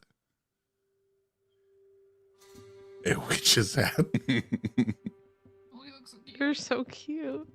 A bowler hat. I love that one. I think that one's my favorite. And then he tried a little winter hat, but it didn't fit the vibe. Oh, the bowler's definitely my favorite. That's very cute. It's very Mr. Frog and Mr. Toad. Mm-hmm. Excellent. It would be Mr. Toad. Mr. Toad wears the hat.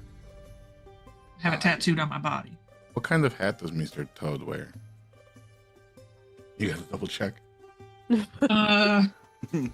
It's a small brimmed felt hat. There's like a little brim on the front, but not a big Like one. A trilby? Maybe. I don't know hats. Mr. Toad's I have like too big of a head, so I know Go with nothing that. about hats. I'm going to do another one with a tiny top hat. Oh my god. Oh my god. This might be the one. I really did like the bowler hat, but Tiny top hat may be where it's at. I mean, I don't know how I Kind of. lost the design I had. Where did she go? maybe with like a little cloak. Yes. Yes, this is the one. I do believe. Let's just do this in here. And a little boat, a little tie. Yeah, a little tie at the top. I found them by the same artist, so I might be able to trace it back. What if we were to give him just a tiny top hat with a little cloak with a cowl on it? Hell yeah. Like he's a fancy magician. I'm in. Like he's going to a children's birthday party. You know what? His outfit is a black sequins tuxedo, but it's like Zatanna's tuxedo. There's like fishnets at the bottom. With like a little black underwear thing, with the top half being like a tuxedo with a cowl and a teeny tiny top hat. Even for his size, he's just a little one. It like hangs out on top of a wart. Nice. Keep it steady. Lovely. I'm in. And the bow tie. This is a black tie affair. You guys made it, so pretty much. We said we were going to dress up because it seemed important to dress up for the dragons. Okay. Red bow tie. Don't want to offend them by giving them less than our best. Red bow tie with white polka dots. You said our best. This is my best.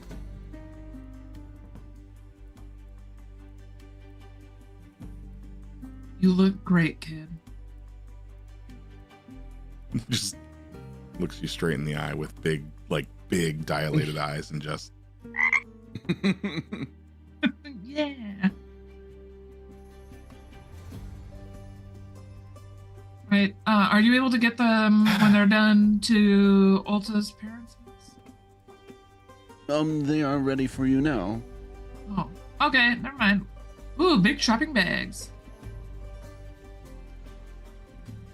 Yeah, he's just essentially handed you everything. So there are bags available Right, for like you the to montage of like all the shopping.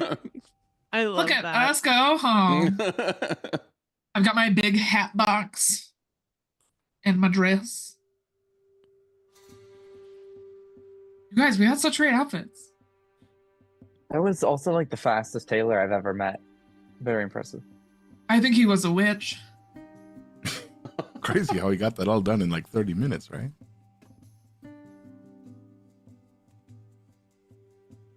I want that kind of magic.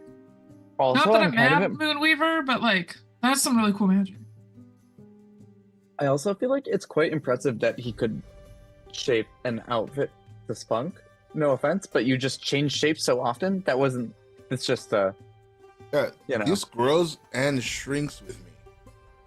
Yeah, Which like is that was crazy because it's impressive. made out of rhinestone, but it's like spandex also.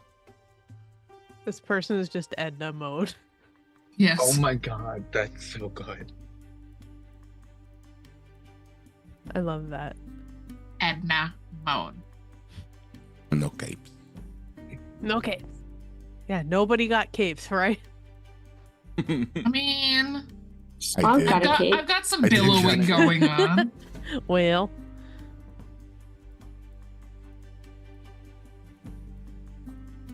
I could have a cape. I'm not being a superhero. oh, We're at dinner. We're wearing our disguises. All right, so We all wear a mask. Make it a mask. You essentially have like a day and a half left before the invite was officially set for it. Is there anything else you guys want to do, at least today, before just kind of turning it in and going to tomorrow? I'm gonna unwisely just lock myself in a room and downtime activity, just like start writing this song. Excellent. I know based on how downtime activities work, that won't work, but I'm like gonna start crafting a spell song called the Song of Dragons. Well, okay, what kind of spell are you going for? That's like to be determined, kind of, but like some sort of like conjuration spirit thing. Is I don't this know. is this for any functional purpose other than strictly a like performance Like I could write the song for like a performance, but I think I'm gonna make it into a real song in story, like if we have downtime for it, or like a real Okay. spell. Okay. So like it'll be a longer project later, but for now I'm just writing a song for the dance. I mean, you have all of the next day. Mm-hmm. Yeah, if it takes you more than a day to write the song, what the hell is Whoa, Jojo whoa, Siwa whoa, doing? whoa, with her whoa, time? whoa. I feel like that's not abnormal, right? It takes people time for music, right? Not for Jojo Siwa. 30 minutes, Yeah. bang, bang, bang, hit after hit. No need to waste time, All you gotta refining do it. is stomp around on a beach. Okay, well, I guess I'm not that good then. Just walk away. Oh no. Well, another You dream should still crushed. try. Another dream crushed. Another job accomplished. Spunk, stop crushing dreams. I am Spunk the Destroyer. Destroy. I am become death. All right, anyone else? Fireball.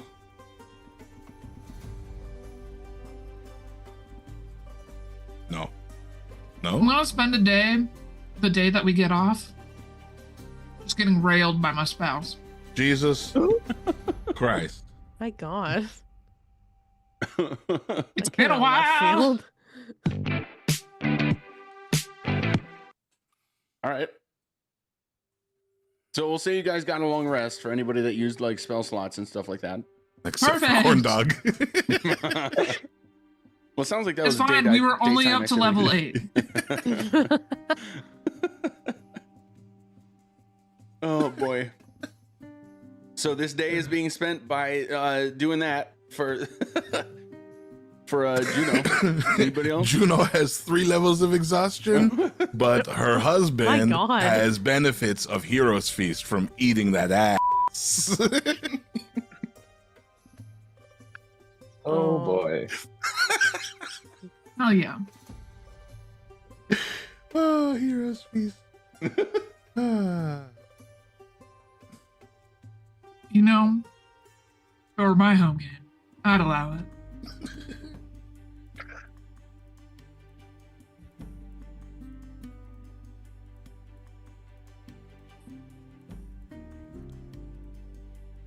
Well, nothing left to do now, Yep. but either listen to Juno clap. God damn it. I'm just leaving the floor open. I don't want to force anything, but like you guys have a day. Is there anything you guys want to do with this extra day, or do we want to just fast forward to the arrival? I would. No, not really. I'm like committed to my songwriting thing, so that's all I'm gonna do until then. Okay. Yeah. For the purposes of the longer term crafting that you're working on, Icarus, let's do 8 performance checks. Cool. Essentially 1 for every working hour of the day that you're doing here. Performance 1. While Hyacinth rolls his dice, for the rest of your perusal, I drew Spunk as Edna. I love that. 4, Oh my God. 5, It's my new 6, favorite thing. It's a bunch of little spunk drawings. 7, 8. Okay, my lowest was 13. Okay, note them all. Okay, can you see them? Do they all go through or no? Mm-mm. Okay. I We're gonna call will. that 8 successes. Okay. Notes.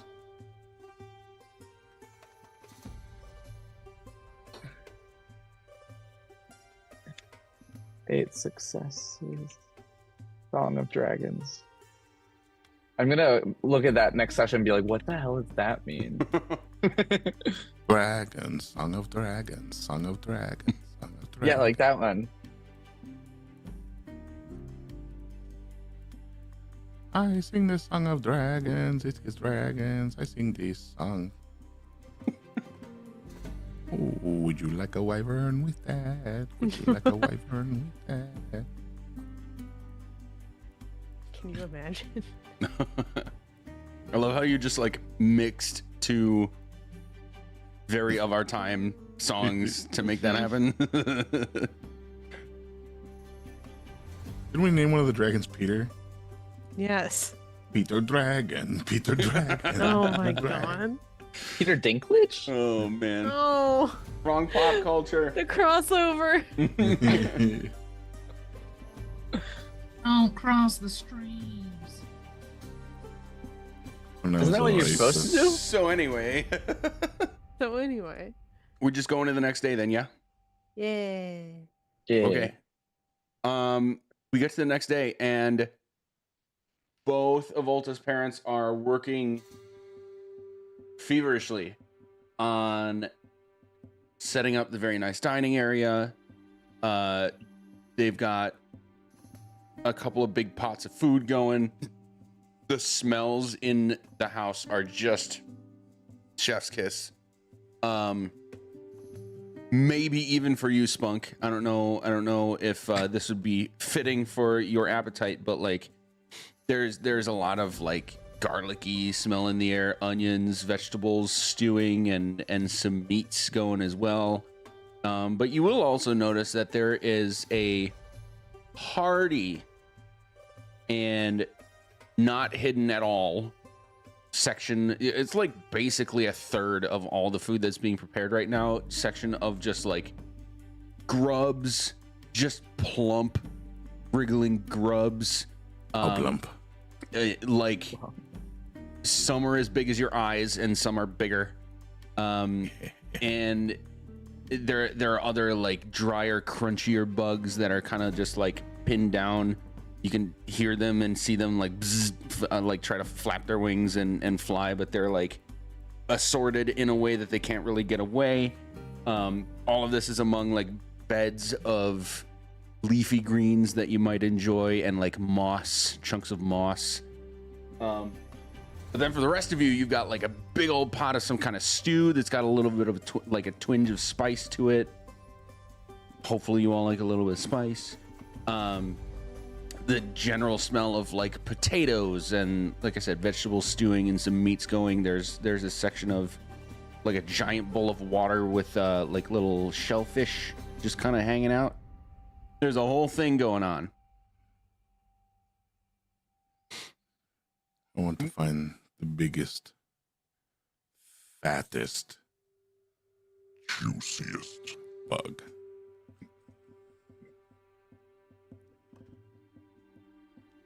Okay. I want a bug so thick that when I bite into it, I pull away a pair of sweatpants that says baby fat on the back of it.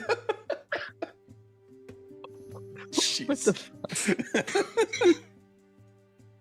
fuck? You do that, and Ulta's mother is going to say, "Now, dear, you can peruse, but don't spoil your dinner." No, certainly not. And he's just going to bite on the one that looks like it's filled with the most goop and just rip it apart. Why was that the sound? It's the goop coming out of the one end that I. Chris, Sure. that's why. Oh my. Oh, now And I say I can't see I've seen anything like that before. Kind of looks like one of those those cannons they used to have on like Nickelodeon where they would push the plunger and it would shoot a bunch of like coconut cream on someone. Yeah. Yeah. Kind of looks like that happened to me, but with like bug snot. Nice. Ugh. What is enhanceability damage, Juno? It doesn't do damage. Well, maybe it should. I don't know. The My food my here. D&D Beyond just told me that was rolled, and I was like, what? The food here is divine. I would move in tomorrow.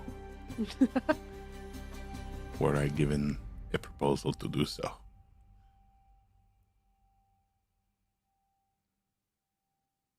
I mean, you could, but we have like a bunch of adventuring left to do. Yeah. And we might be going to hell. So. Yeah. No, maybe. But afterwards. Maybe I will hold this thought in my head in the hopes that when we all die and ascend to the wheel, that my slice of heaven looks just like this, he says, as like another chunk drips off of his face and hits the floor with like a thick.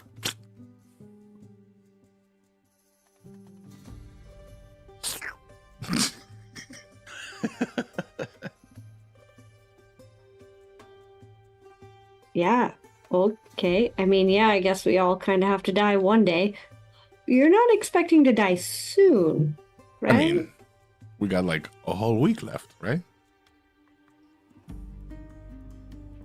Or however many days until the apocalyptic she-behemoth crushes us all under the weight of her claws. Yeah, our goal's not to die at that, right? I mean, maybe it's my upbringing because everyone in my family dies to a dragon eventually. It's just I should take some honor in the fact that it takes the queen of dragons to take me down. Yeah, I mean that's something. What if you just like don't die then, and you just die of Well, sure. old age or I guess so. I could also. natural causes? This is the goal, I suppose. Yes, but realistically speaking, you know, despite Icarus's attempts, I can't stop time forever. You know, I will continue to experiment on him while he sleeps, but I mean, Why does this have to come back to me being the butt of the joke? Oh, you asked and I experimented. This isn't a joke. This is science. We are partners in this Icarus, like, endeavor. Wasn't even here, but is walking by the room just in time to hear his name, and it's like, catching strays, man. Several conversations away, Icarus just sneezes. Well, so like I said, the goal is to live for as long as possible, but I mean, we fight one cataclysmic event a week, almost bi-weekly, sometimes twice bi-weekly. In fact, this last 48 hours is probably the longest we've gone without a dragon coming in to kill us, right? yeah, thank God we got rid of that like stinky gem in our backpack. I think that Right. was probably most of it. Yeah, this is my point exactly. We carried around one in our f***ing bag forever. How many of our fights were just because of that and not actually necessary is my fear. I mean, by that logic, were any of them necessary? It's almost like some sort of vindictive god is watching us and just throwing dragons at us willy-nilly. Curveball, another dragon. There's And a flashback to soon- the first session, and Icarus is holding this little gem, and Greenus is burning behind him. It's just while you hear just like, this is pretty. I think we'll take it. Oh my god. And lest I bury the lead here, in less than a 10-day, we're expected to take on the largest one of all of them, and this one has 5 fucking heads. Now, I'm not the best at like history things, but like, don't things with that many heads normally grow more back once you cut them off? I think that's Hydra. Oh, you meant grow more heads back. I thought you meant like I don't know why I thought this, but I thought because it has 5 heads, it has to have more back, like as in baby got. I was was like, I don't know if it has to have more back because it has 5 fronts, but that doesn't not mean that, I suppose. But I see what you were saying. That's a different thing. Dragons Yes. typically don't grow heads back. And this one is the size of, what was it? A mountain? Waterdeep? A freight truck. Something like that. A freight truck. What is it? I'll ask about that later. I don't know what that is. It's new to me. You're going to explain it though eventually. You will regret saying that to me because I want to know.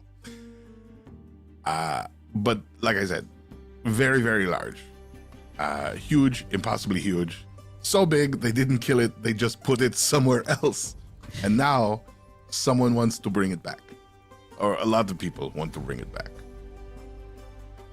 So I'm not under the disillusion that we might kaput at the end of this adventure. If we happen to live, we celebrate. But I don't want to get my hopes up. Like that time they told me we were going to Disneyland and we did not go to Disneyland. Instead, we sacrificed 10 of my brothers and sisters to the Green Dragon. What's that? Wait, where? Disneyland. You know, this place. It's, you know, it's down in Karatur, where they've got the large talking vermin who runs a place of magical candy and dances and songs. My mother would tell me the stories of how these giant vermin would then lure several thousands of children into this magical land where they would, you know, go on rides, eat lots of candy, see the corpses of their favorite novels paraded around in front of them as if they were alive and well. Oh yeah, that What? one. His name is Michael Mouse. Michael. Yes. That's what breaks everyone. That one there. Legally distinct Michael Mouse. Anyone watch New Girl? Yeah. So Mickey Mouse. Mickey Mouse. Mickey Mouse. Excellent. All right. I don't know why Michael Mouse is so fucking funny. All to right. me. It is. Sorry, I've detracted very far from the original point, which is that I'm keeping my expectations low.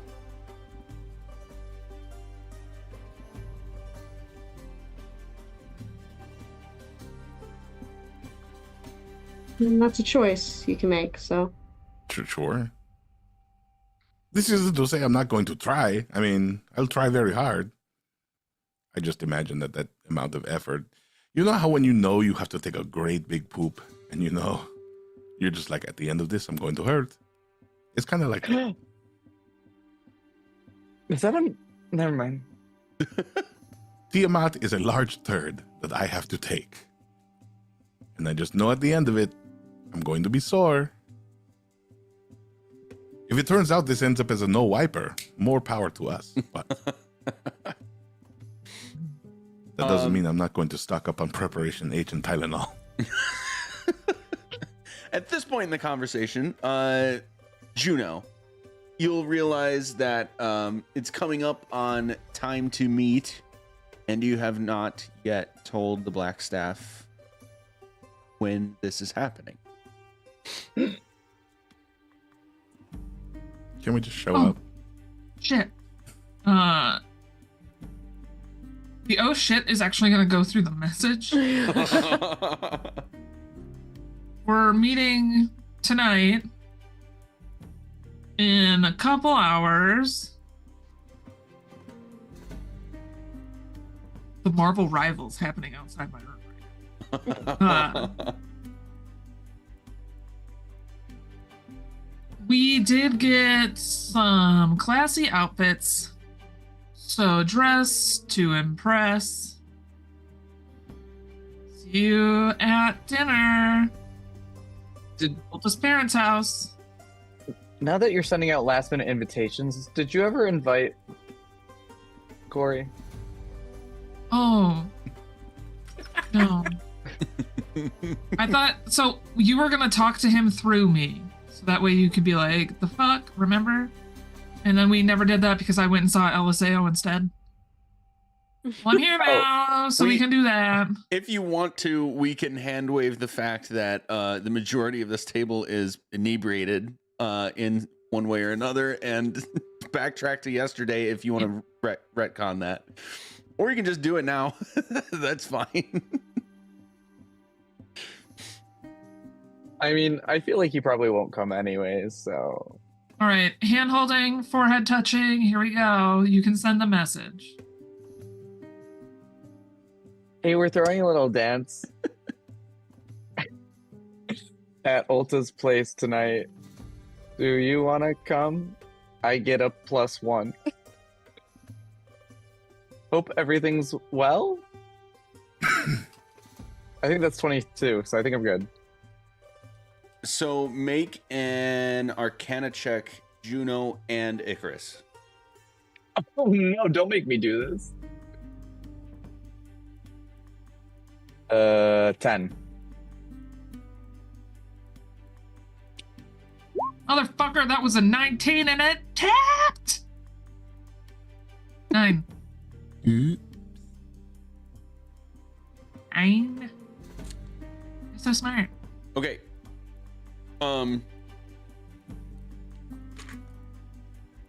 You will get a sort of vision as a response. This is it. You can tell it's kind of unintended. But you'll hear an echoing in the back of your heads of Corey repeating the phrase just before he left you in the temple. Suddenly, something has changed. Like 50 different ways. It's like a whisper, sometimes it's a shout, sometimes it's concern, sometimes it's angry. Something has changed, and you'll just see him with his angelic wings and like his garb just kind of billowing in a breeze. Icarus, you'll recognize this. He's standing in the exact same place you saw a vision of him months ago, staring at a mountain. But now, like, part of this mountain has been kind of carved back, and you can see this, like, castle-like structure. And you see him, like, look at his feet as some shaking happens, like a small earthquake, and then, pew, little beam of light shoots out from the highest tip of the towers of this castle. And he just turns to look as if he's like looking directly at you. And it stops.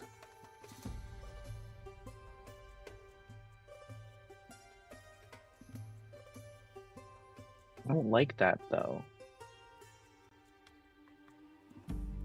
I don't know what that means. I don't like that. Is there a way for us to, like...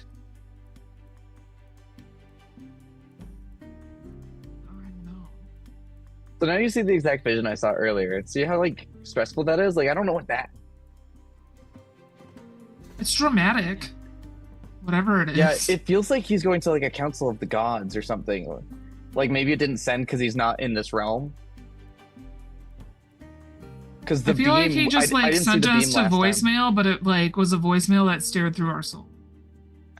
Yeah, but last time I saw that vision, the beam wasn't there. So I thought he was falling. This time, it seems different. So, for Icarus, since you're addressing this, explicit differences between what you saw before and you saw just now. He was not winged before he is now, which is how he left you. The castle in the mountain was not there. It was like just a mountain before. And then, yes, the beam of light.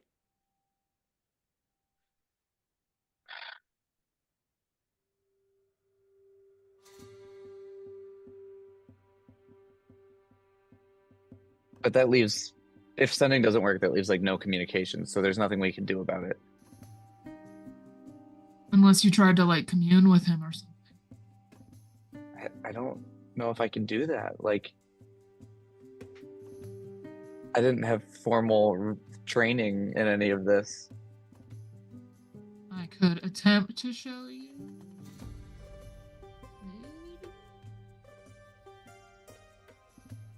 Maybe? Would that be able to? Is that like stretching magic too far? Like similarly to how we sent the message, trying to like commune together. Trying to commune together. I've done this before. And the conditions that I have used before are the spell has to be usable by both characters, even if not on both characters' lists. And if that's not the case, then there will be a check with a difficult DC but doable DC necessary in order for it to work. Okay. I think Depending on what your description is of like exactly what you're trying to do. Yeah, I don't think, since I'm paladin, I don't think that means it's not usable by me, right? Because I have up to 5th level spells. And that's why I can't do it in the first place, right? I mean, I am a divine caster, but I don't have those spells. Commune specifically? Yeah. There is one subclass of paladin that can do commune. Okay. Oh, wait, so two. would Two. would that fit the criteria then? Which oath paladin are you? Redemption. So no. Okay.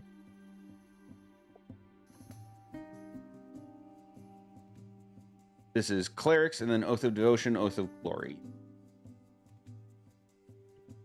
So you know what? Okay, since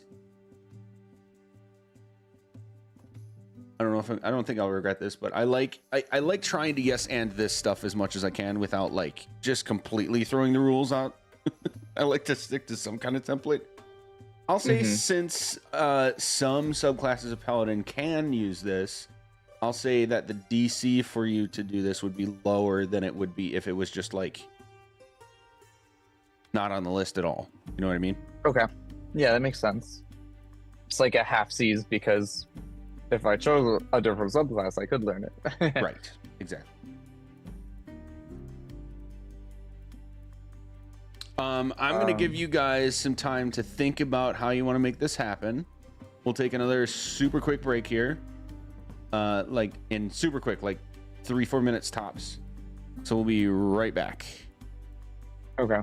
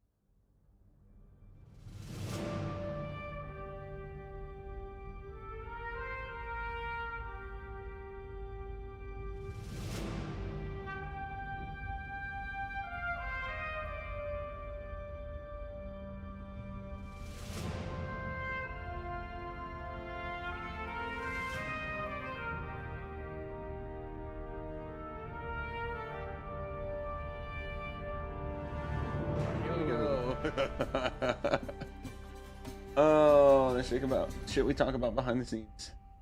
Excellent. All right, we're back. Woohoo. You gonna make a corn dog? It's No. snaky, but I'll get through it. Okay. Motherfucker. We are at a point in your conversations that there is a 3-tap knock at the door.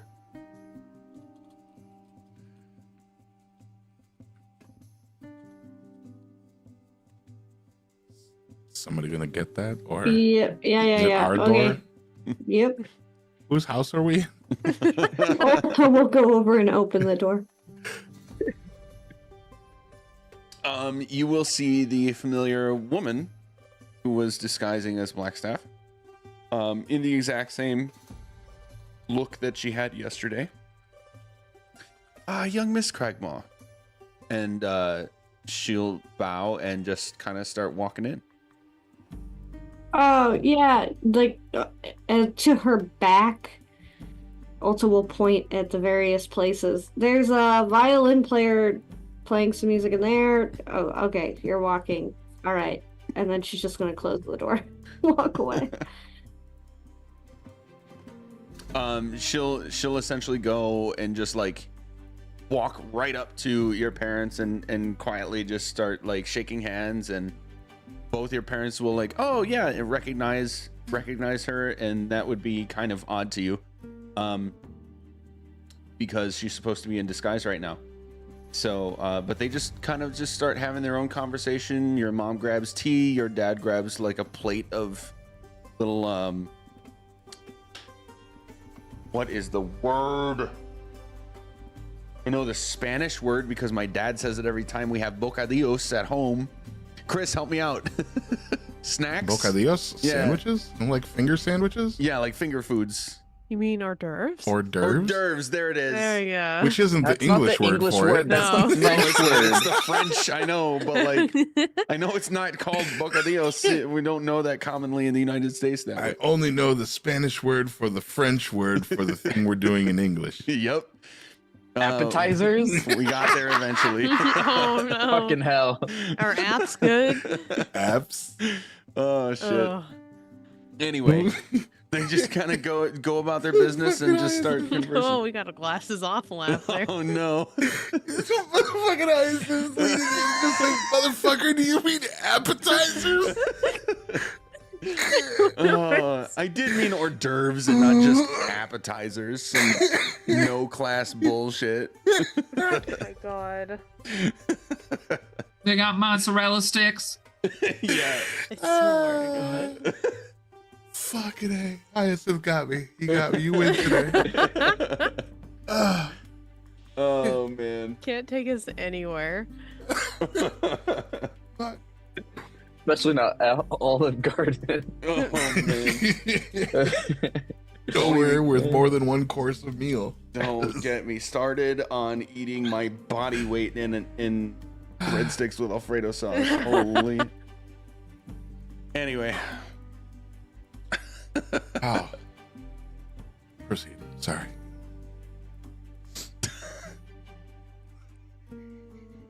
Oh my god. Sorry, Chrissy. Were you gonna say something, or was that it? Ulta's just standing by the door to let people in. That's all. Okay. I'm gonna walk up to Oldest parents and be like, oh, you know them? Yes. Have you not met the Blackstaff before? Yes, Blackstaff. What's their true name? It is simply the Blackstaff that is commonly known here.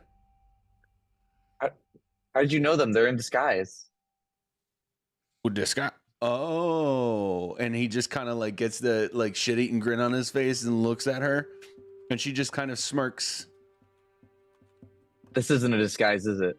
There is no better disguise than hiding in plain sight, is there not? So then, what were you last time? You saw me as me. And then you'll have like a little flashback to like all the council meetings and everything where they were your purview is reversed. The cloaked man is the disguise, and this is the true version of the Blackstaff. Yeah, but then why are they playing? What do you mean? You know? Well, I figured since my end of the deal included no secrecy and no secret messages and no magic to communicate, etc., etc., I thought it would be fair to show you as I truly am. No, that's fair. I don't know why I assumed the first time I met you that was who you were, but It's usually a fair assumption to make. you know, I guess I'm too trusting or something. I'm just gonna walk away. Drama. Trauma. A few more minutes go by, and you will hear another stern knocking at the door. Ulta. Yeah. She will open the door. And on the other side, you will see 5 familiar faces. Starting with the Elia that you know and remember. Ulta, what is your passive perception? 18. Okay. She's wearing her usual like council meeting nice black kind of robe, kind of dress combination. Similar to Juno's, but you know, this time I think Juno's got some competition, or giving some competition to this now. You'll notice there's a little bit of a difference though. There's that she had a scar the last time you saw her that was kind of like across, like from the bridge of her nose, like underneath her eye and across her cheekbone. That scar now extends like down her neck, and you can trace it to even at the end of her sleeve. You'll see a tip of some scar tissue going onto like in between her first and second finger on the top of her hand.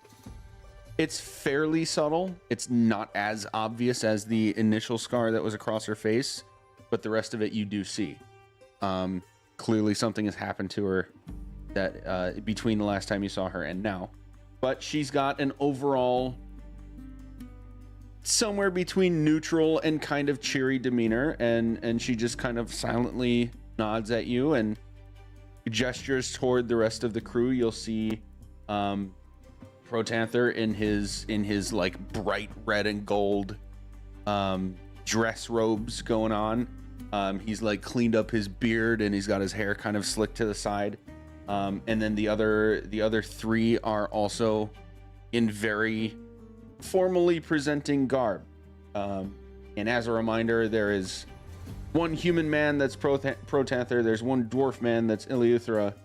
The Elia is the human woman. An elf man is Naimur, and the elf woman is Tasmakella. And they will all just kind of like silently bow to you and just meet you at the door, just kind of like in anticipation. Yeah, so hey everyone, good to see everybody. Everyone else is, I think, getting food. I'm not sure. She's gonna start to panic a little bit. But there's people playing music in that room. Snacks are also being provided, and then over there, and she'll point to the other way, I think people have started gathering in the kitchen for some reason. But the dining room's actually this way, and she's just going to start pointing out. So go ahead, I'll take everyone's jackets.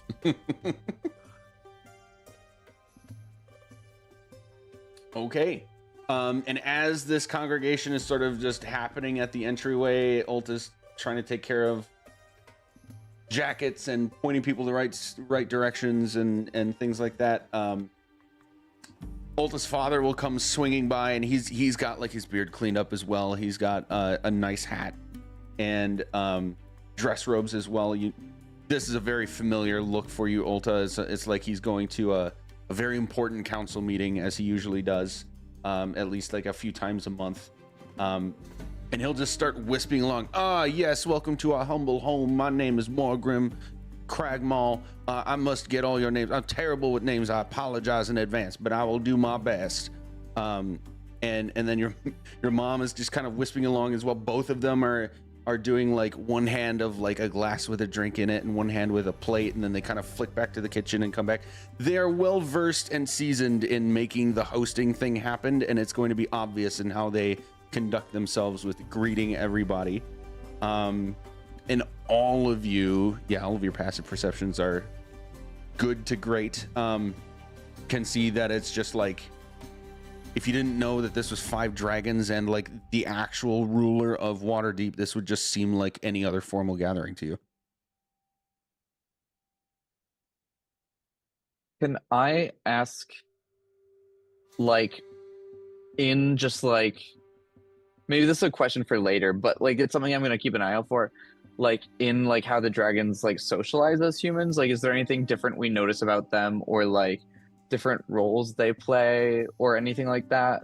Like one is like the leader, one is like the talker, or one's the brain, or like anything like that in the council? Absolutely. You can make a perception check. Okay.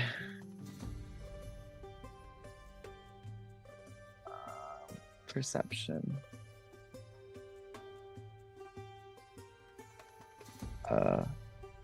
It froze. Oh no, it did freeze. 19 plus 8, 27. Okay. I'm gonna recycle this phrase. If you didn't know that this was a group of dragons disguised as not dragons, you wouldn't be able to tell. You notice that like 2 of them kind of gravitate toward Ulta's mom, and they're just like sharing a little flute of what looks like a champagne-like drink, and just talking with each other and pointing at like decorations in the house and like talking about things around them and how nice the place is. And then the other 3 just kind of like naturally gravitated to Ulta's father, and they're all like, he's pulling a big ladle of like this stew out of the fresh hot pot, and they're all like pointing and talking about that. And the black staff is kind of like along for the ride with all of it as well. All of them are just blending in as if they all knew each other, generally socializing like normal. I'm waiting for Ulta's parents to walk over and be like, so when did the dragons get here, honey?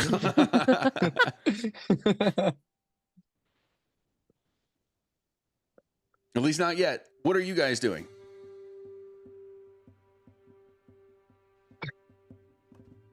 Ulta's going to walk up to Elia and ask her to dance. Ooh. Oh. Can I stand on your Of feet? course, dear. And she's just gonna kind of like wisp along to you with like a drink in one hand, and extend her other to just you. Yeah. Oh, wait. Ulta will take it and go dance. I wrote a song for this, and he's gonna Icarus is gonna run off to the band, hand them the sheet music, then run back and ask another dragon to dance. I'll ask Protanther. Well, Nice. I'll let Ulta start first, but like after she does that, I'll like take the cue and be like, "Yeah, let's do this." Okay. A semi peek behind the curtain here, guys. The disposition toward the situation overall, as well as toward you as a group, is on a spectrum for all 5 of these guys, depending on interactions you've had in the past, as well as things that you've done in the world and how that affects their desires and predisposition. So, Ulta did not need this for Elia specifically for reasons. You do need this for Protanther for reasons. That makes sense. Make a persuasion check. Yeah, Elia's been the one that we've been like friends with this whole time, so. That's part of it, yes. Is the bard 26. literally going to seduce the dragon? That's 26. one trope that I'm gonna hard no. 26. He's doing it right now, Magic. I don't know what to tell you. Hard no, but roll for persuasion. You said 26. You're lucky I'm not using my bonuses. Right. You said Putting 26. the bone in bone. Yeah, that was a 26. All right. He will actually put his glass down and hold a hand out to you and walk toward this open area that Elia and Ulta are dancing in. For the record, I think Ulta said the band is a single violinist. Is that correct? Yeah, I don't know. Nothing too crazy. It's just the one guy. Yeah. You know, obviously with her family helping her prep this, it would have probably just been like a tiny little quartet. Like nothing crazy, just like easy music for the background, like, you know. I think it's even funnier if there's one little violinist. I go, give this one a try, and run away. Okay, and you begin dancing with Protanther. What else? The rest of the room, Group anything of else? 15 kobold kids, just like. Jesus. Ulta had a band when she was a teenager, actually. It's just all her friends. Ulta being in a ska band could not be more fitting. Sure.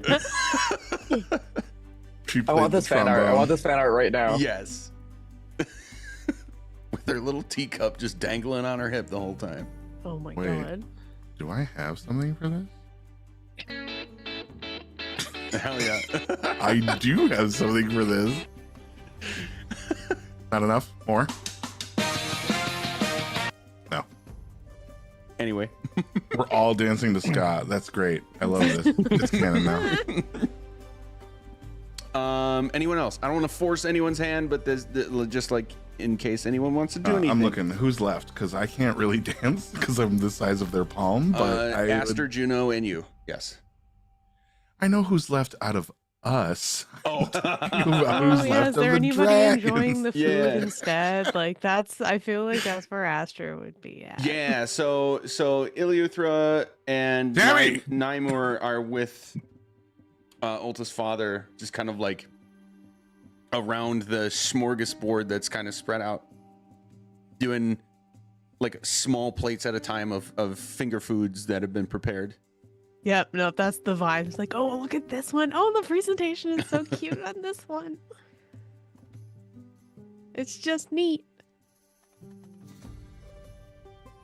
Excellent.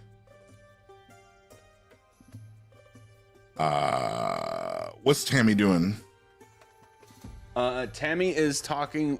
Tammy is talking. Oh, Tammy. Talking with Ulta's mom. And you can kind of pick up as you're actually checking, like talking with her about some of the finer decorations that are sprawled up on like shelves and walls, like different masks and like decorated weapons that are kind of put in crosses on the walls, and like you can tell they're like arranged in specific ways. Make a history check. Huh. Fuck yeah, I know. That's what I fucking do best. Not the best, but you know, whatever. That's still pretty fucking good. It's 22. Okay, and your passive insight is My passive insight, yes. bitch, that's 11. Okay, that you can tell that Tasmakella herself has initiated a conversation about these specifically. It seems like she's interested in this stuff genuinely. She's not just like making like conversation. She like gravitated towards some things. Your history check would tell you that like some of these weapons and idols and shields and stuff like that are arranged in ways that represent like crests, maybe family crests, maybe like Chicken crest. cities, like army kind of things.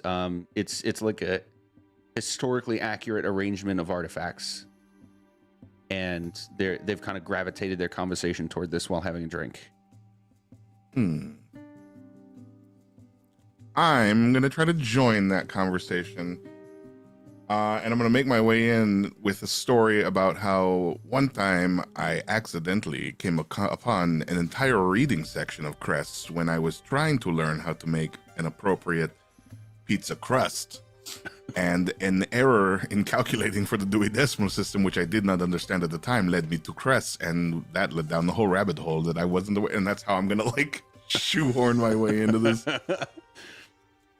While that's happening, you would like you go through your whole bit, and then like at a pausing point, Tasmacella whole would. bit. Sorry, bit was not the right word. I thought it was funny. Maybe Or it was the right was word. it? Tasmacella, like at any pausing point that you're talking, she will interject. Oh, what's a pizza? And stuff like that, where she genuinely just asks you about like to you what would be very common things, food, people, places, what have you. But like to her, she's like genuinely interested and doesn't like she wants to learn about what you're talking about. She doesn't understand 10% of the words you say, but she picks up on everyone and asks you, oh, what's that? What does that mean? I will try to daisy chain as many of those things that she wants to know about while stuck to the side of her champagne flute, just like babbling on and feeding her as much story as she cares to listen to. She seems genuinely interested in all of it and completely unfazed by you just being right there by her face as she takes a sip every time she takes a sip of her drink. Fuck yeah. What you doing after this? You want to go to McDonald's, baby? Aster, you'd eventually get from Iliothra. Oh, have you ever tried the shellfish? Is that the right pronunciation? Shellfish? This is new to me as of just a few weeks ago. I must admit it's not really been a part of my diet until just the other week. These are fantastic, sir. Kind of looking at Ulta's father and then like asking you, have you ever had this before? I actually can't say I have. I haven't really spent that much time around the coast. Ah, yes. As I understand it, you just open the outer shell and there's the meat on the inside and just like literally slurping one up as he's describing it to you. It's definitely again another unfamiliar thing, but very good. Ah, yes, these are the steamed variety I see, and he's like picks up another one. Really loves the shellfish. Sorry. So they're kind of raving about the food and checking that all out with Morngrim.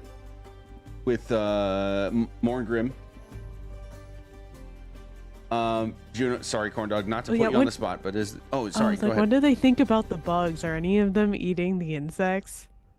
One of them will like kind of curiously peer over and then have a confused look on their face and then look around at the general group.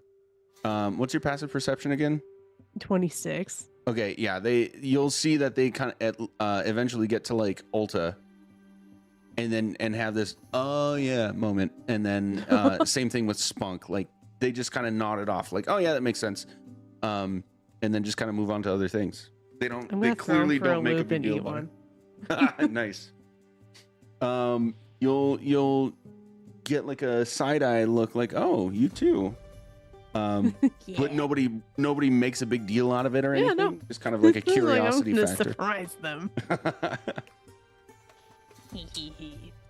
Anything for Juno? I don't want to put you on the spot, Corndog. I am dancing with my spouse and shoveling food in my mouth with my spouse and dancing with my spouse. Living in a cloud of pheromones. They both smell like sex. Oh, just been an aroma for like 2 days. Excellent. During your dancing, LSAO will disclose to you all manner of projects they've been working on at the Academy, including but not limited to magical items that can be replicated in large numbers to be distributed to like the vanguard of a big upcoming fight, and mounts that can be used for a select few friendly dragons that have decided to join your side of the fight and want to partner with riders and things like that they have specifically designed and worked on building. Save a horse, ride a dragon. It works. It's just if I feed into Hyacinth too much, I feel like his ego will grow. Wow. Okay, I That was a don't good have joke. an That was ego, a I good just joke. don't have a filter.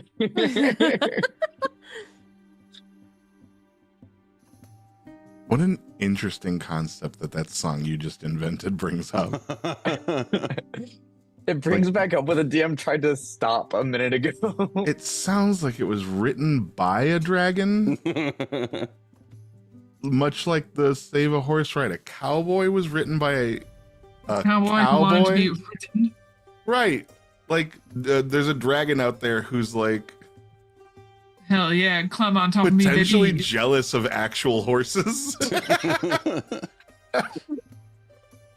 Yes, because that's what the cowboy is. He's jealous of horses.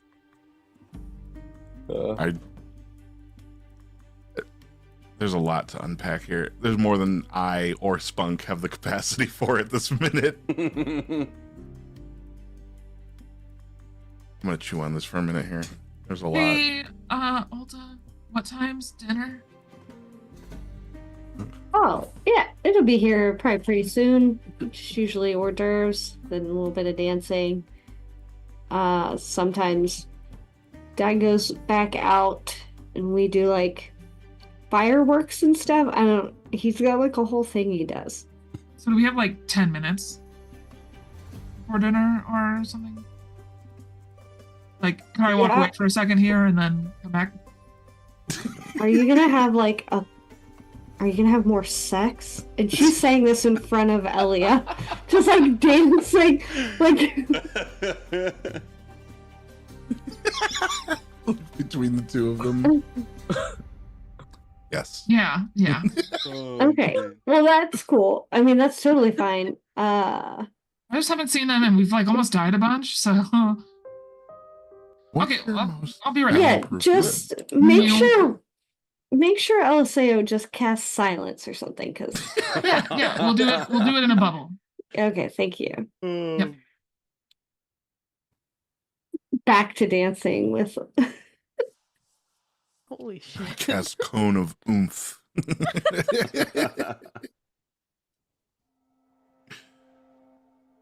Okay.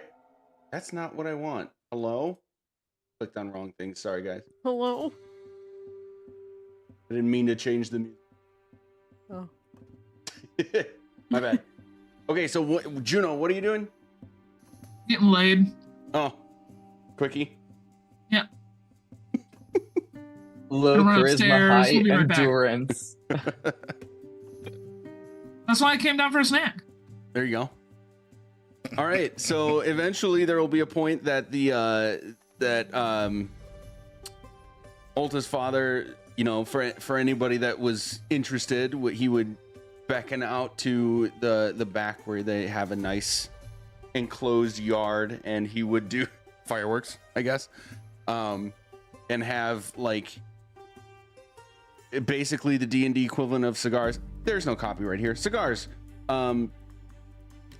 Ready and available for anybody who would like one. There's actually a full like bar available out in the back as well, and he offers drinks to anybody who needs a refill or would like a refill of any kind, and puts on this whole little show for anybody who's interested in that, and then essentially declares that it is time for dinner and beckons everyone to the dining table. Ulta, is dinner when we do the talking, or is that after dinner? I forget when serious things happens at these events. Oh, I would say probably over dinner. But like keep it polite at first. Don't be Okay. rude. Mm-hmm. Just, generic questions. And then maybe, over ice cream and milkshakes we say more serious things. Okay.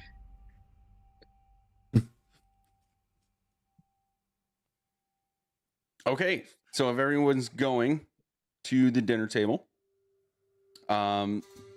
Cragmaul will seat himself at the head of the table, and but not before offering the other head of the table to Protanther, specifically and pointedly and in front of everybody. It'd be clear enough to you all that that was on purpose and for at least a handful of your guests to see. Hint, hint, wink, wink. It seems that he is well versed in handling formal affairs appropriately with important people. And he just begins, yes, a toast to our esteemed guests all around. And it is my understanding that we have, well, you so more than I, important business to conduct. So, again, welcome into our home. Please let me know if there's anything I can provide by way of more food, more beverages, a more comfortable atmosphere, anything at all. But please feel welcome and speak your minds. Let's discuss what we need to discuss. And Protanther will kind of just like, he looks a little bit more comfortable than usual. He's usually kind of like nose in the air, holier than thou kind of demeanor, but he's kind of blended in more. Like I said, he seems more comfortable. And he turns to the five of you and says, yes, I have almost forgotten that there was a purpose for this gathering. As fun as it has been so far, what can we do for you?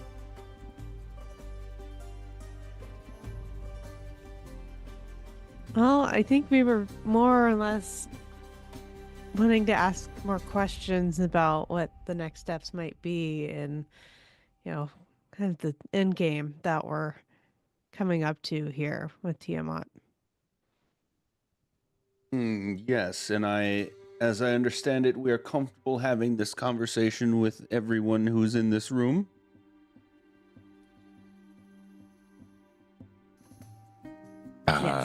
Yes. I think so. We've counseled with both councils at certain points to make the progress we've needed for our own quest and journey.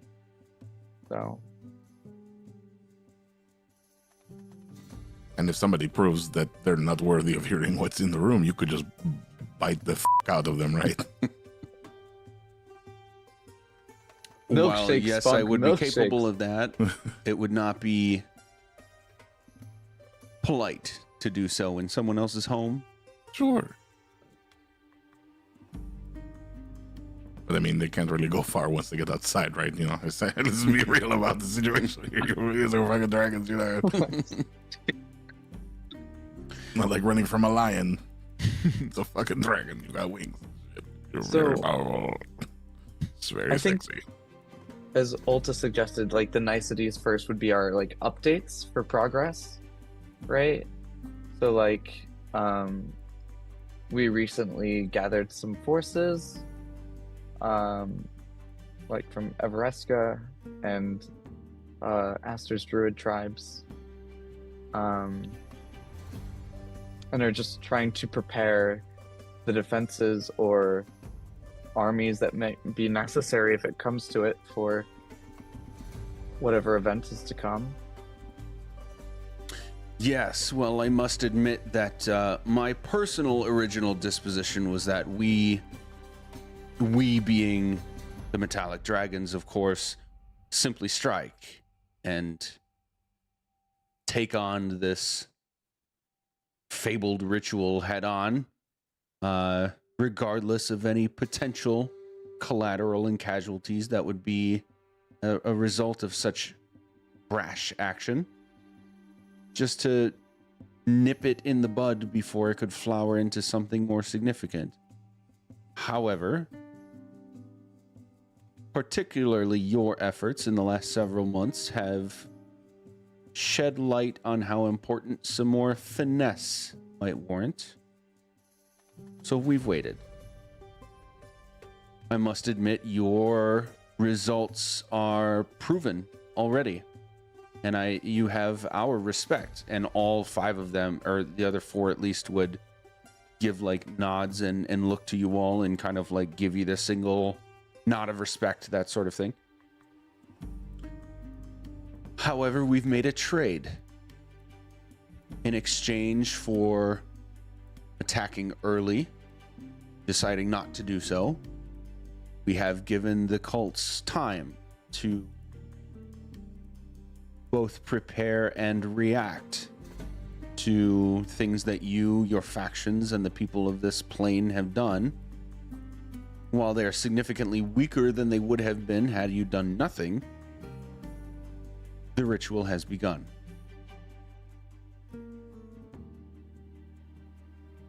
Luckily for us, that will take at least weeks longer to complete.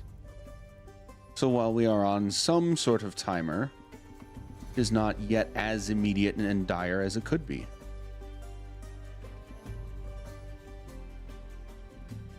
So in your eyes, what's next? Or what do you want to ask about what's next? Me over the table fumbling on my words, not him.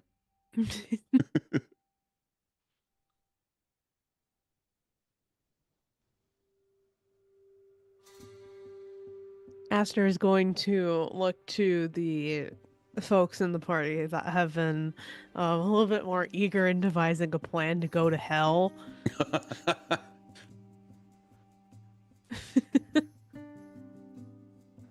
I don't know that we know the best step for what's next because we've discussed going to hell. We've discussed going to the Well of Dragons, trying to put that out. When you blurt out the phrase "going to hell," Iliuthra is gonna kind of just like fumble on his spoonful of stew. What exactly do you believe you could accomplish with this? You know, put them down where they're meant to go down so that way they don't come back up again. By them, you mean Tiamat. Tiamat herself? Well, now that is a bold suggestion. And he kind of does this like brush off discomfort by making light of it and then getting other people to laugh with him kind of thing.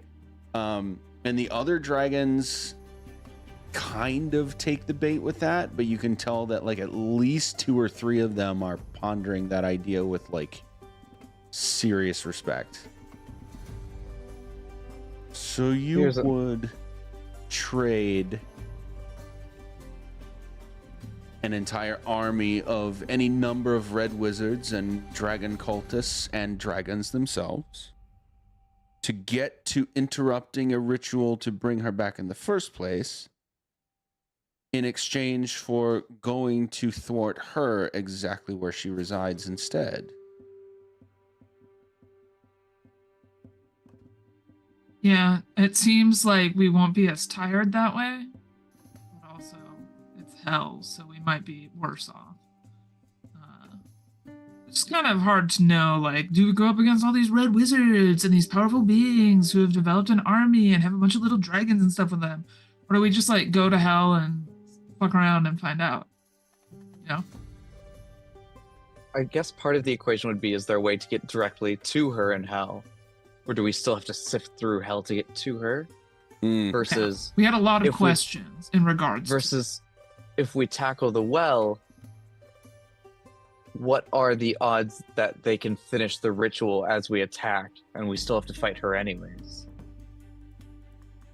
Like, there's risk in both plans. Protanther will chime back in and say, this is a respectable thought process to go through. As my companion said,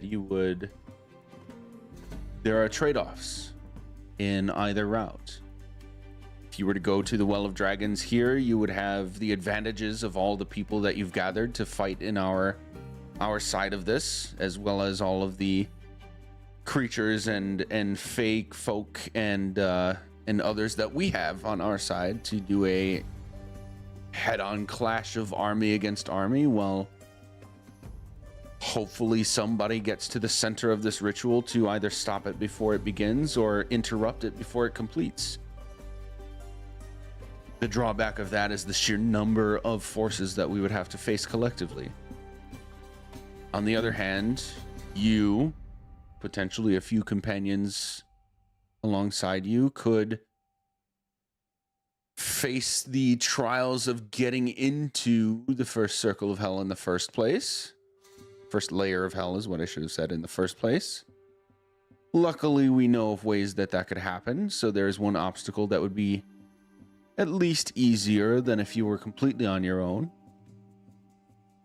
But then in exchange for the vast armies that you would have to go against, along with the vast allyships that you have, you would be a smaller force going against beings that may not be so welcoming to you, unless you could convince them that your mission is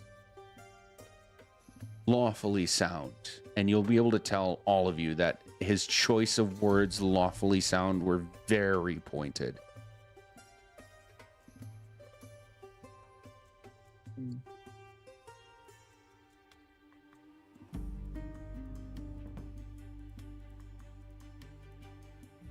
But the long and short of it is that either is possible. It is entirely your choice which to go about and precisely how to go about it when you choose.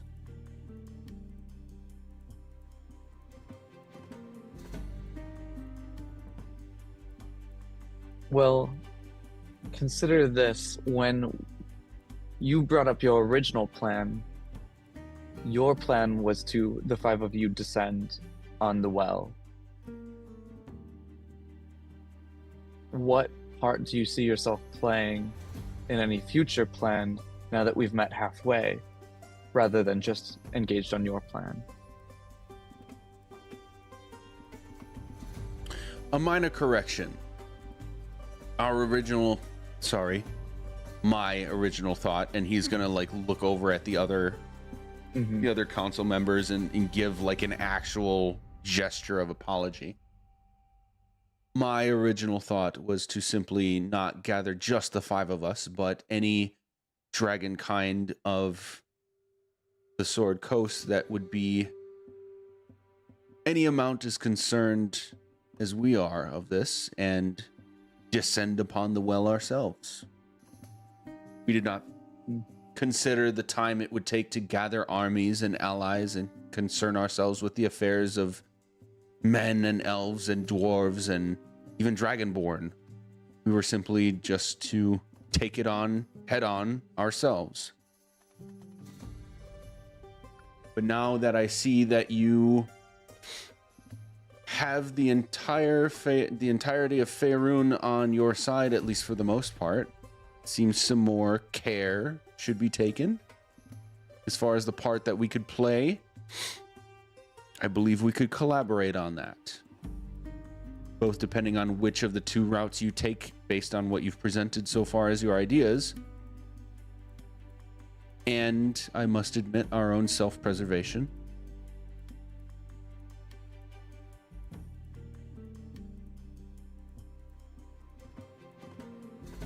Over the table, do you think we could ride these ancient dragons into battle against Tiamat? Because that would be sick.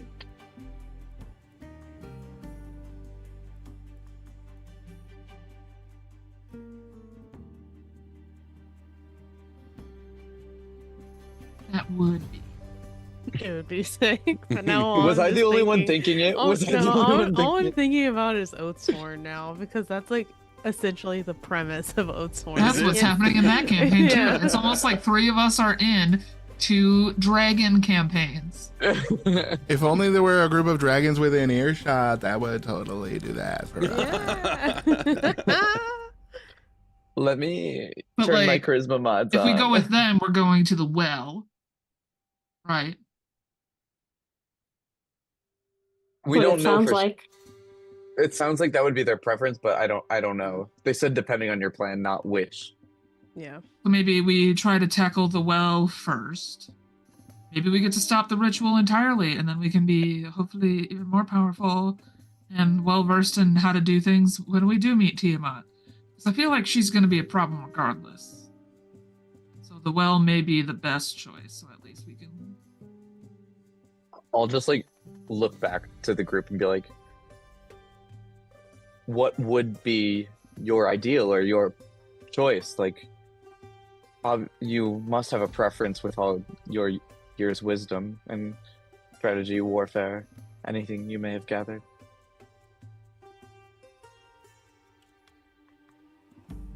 Are you familiar with the general rules of law for life and death of legendary beings such as the Queen of Dragons herself within the hell that they reside, or the abyss in the cases of demons? Everybody make a history check. I was about to say, like, I'm thinking, well, History Good check. job, amazing. I'm dumb as a rock. I rolled a 0. Like a dirty 20. Hello. This is the part where the person with the highest intellect rolls the lowest number. Hey. because I'm D&D gonna is roll perfect. mine with advantage because I get advantage on intelligence check Hey. or skills that use intelligence. Okay, so Chris, for yours, is that the 22? Like you rolled for advantage? Or No, that was this- for the other one. The current one is 13. Okay. Okay. Aster and Juno, So smart. you would, we could say, from studying coming up in your youths, or maybe even more advanced stuff regarding history and religion and how the workings of the worlds work. You would understand from this comment concepts like, in order for a being like Tiamat to actually come to the material plane, it would have to be an avatar. But so an avatar being like a projection of themselves, while the real them see. stays in. What's the first circle of hell called again? First layer of hell? Is that Avernus? I don't know. Yeah, it is. It is Avernus. Avernus is the I third. was like, I don't fucking is? know. Let me Google it.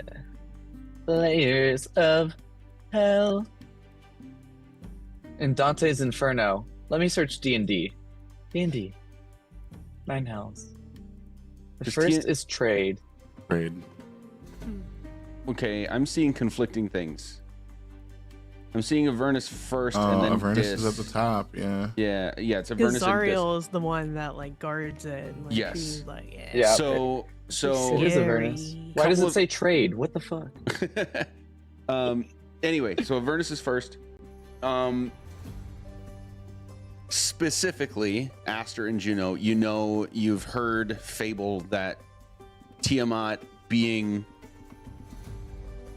banished to Avernus, essentially her role in the rule of law for the multiverse is to guard the gate between Avernus and Dis, the first and second layers of hell. And she is lorded over by Zariel in the first layer, to like, she's charged with that duty of guarding the gate between those layers of hell. So in order for Tiamat to basically play anywhere else, she would have to project another body of herself to go there. The plan that's at hand for the dragon cult is to subvert that and like actually pull the real Tiamat out of Avernus and into the material plane.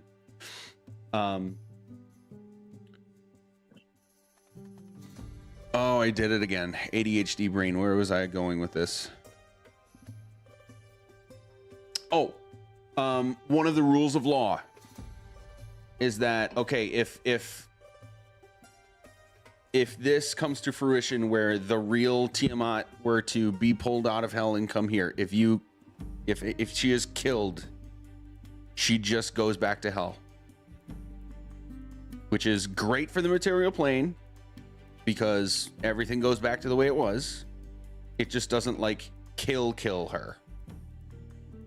And you would know that by way of her coming here, she would no longer be in her lair, her home, the environment that makes her the most powerful she could be. Okay, so you'd have that advantage. You'd also have you could take it as an advantage, disadvantage, or a trade-off of army versus army for that kind of encounter.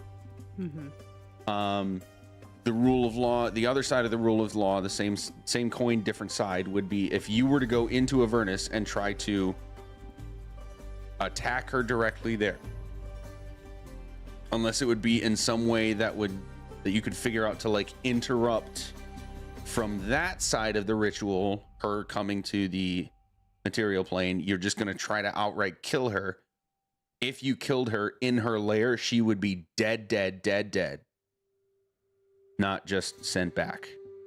But a dragon's lair is where she's most powerful too, right? Yep. Exactly. Fuck. So there's like the whole trade-off that you have to think about with which route do you take. We've got no good options. Now, over the table, I do specifically also recall somebody saying part of the potential plan of going to hell would be to convince Zariel to get involved. What could So go that, wrong? yeah, exactly. She's scared. But I do remember somebody saying that, which is viable. Because in theory, then it's like, Zariel, you're gonna lose your gatekeeper, and she's gonna be like, nah, right? Exactly. It'll go really Your well. gatekeeper is breaking the law. That's the more compelling argument. If you can essentially Phoenix write your way into it, like it would be great. Yep. So sorry that I sometimes get a little long-winded when it comes to like cool lore stuff, and I apologize for that. But there you go. that's We needed where to all know that it. Yeah, that's a lot of info.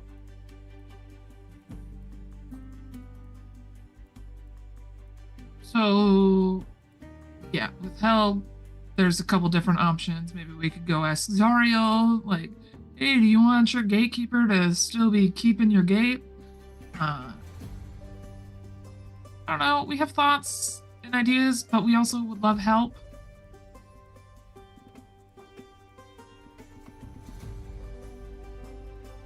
Elia will chime in.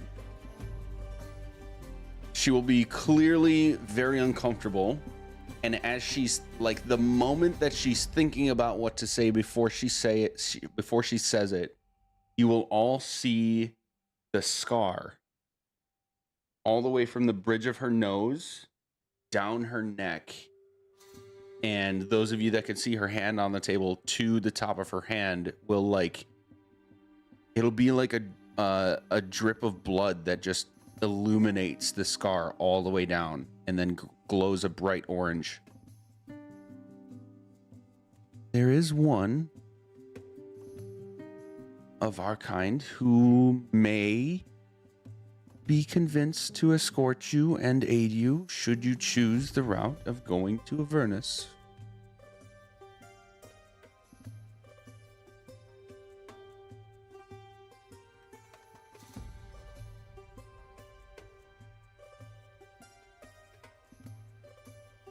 Is that And that would self-implicating or alluding to someone else? Sorry, one more time, Icarus, and then Spunk. I think we were saying the same thing. I was like, is that self-implicating or alluding to someone else? And he said, and that person would be. Mm-hmm. Is that what you said, Chris? It is. Okay. Well, I didn't say it. Spunk said it. I meant for that to be completely in character. If they're going to be like, ooh, there's somebody else, and then pauses for 10 minutes, and we'll be like, out with it, Yes, bitch. and-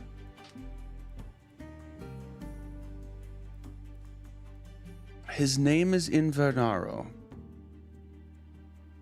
And regardless Sounds of sexy. whether you would go this route or not, I believe he does stand herald to something that you would be interested in seeking out soon anyway. And that is clearly a very pointed comment to both Ulta, like her eyes are shifting between Ulta and Spunk while she says this.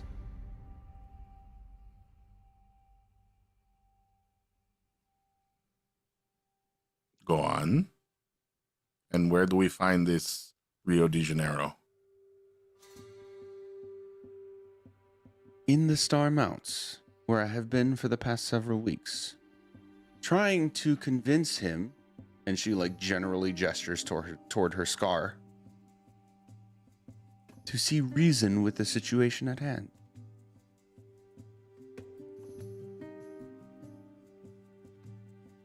Gulp. Did he give you that scar? I assure you this is one of the kinder interactions we've had, but yes. Oh. Yeah, he Didn't I seems... ask us to go talk to him? Oh, that's the plan that we choose. Probably. What did you say to him? Just so we know what to expect in terms What not to of... say? Yeah, or, to gauge how reasonable this crazy person is. I'm not unwilling to work with crazy. I'm just wondering how crazy. I would not as much say crazy as I would say set in his ways. He's a very Yes. neutral party. He understands the implications of the Queen of Dragons coming to this realm and what it may do for the world around us. He, at the moment, seems unconvinced that he should care. As long as he is able to continue standing on his mountain with his horde and his small realm, I suppose. Though, while we might not stereotype as much as we might like to, he is a red dragon.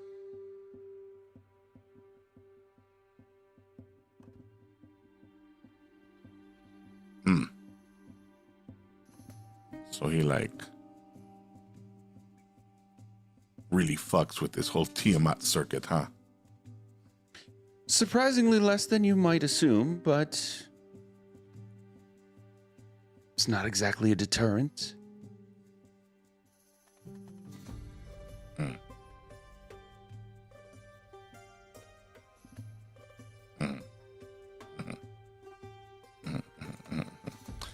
And again, what did you say to him? I Was it tried just to the sight appeal of to you? his side of self-preservation, and she kind of like rolls her eyes toward Protanther with this comment. I tried to convince him that if the cult's plan were to come to fruition, that he would not be able to keep his little world around him. He would not be able to keep his little mountain, that Tiamat would essentially claim that for herself, and that the best he might be able to do is keep it under his name, underneath her. It would truly no longer be his. And while I think I struck the right kind of nerve, I did indeed strike a nerve. And he struck me back.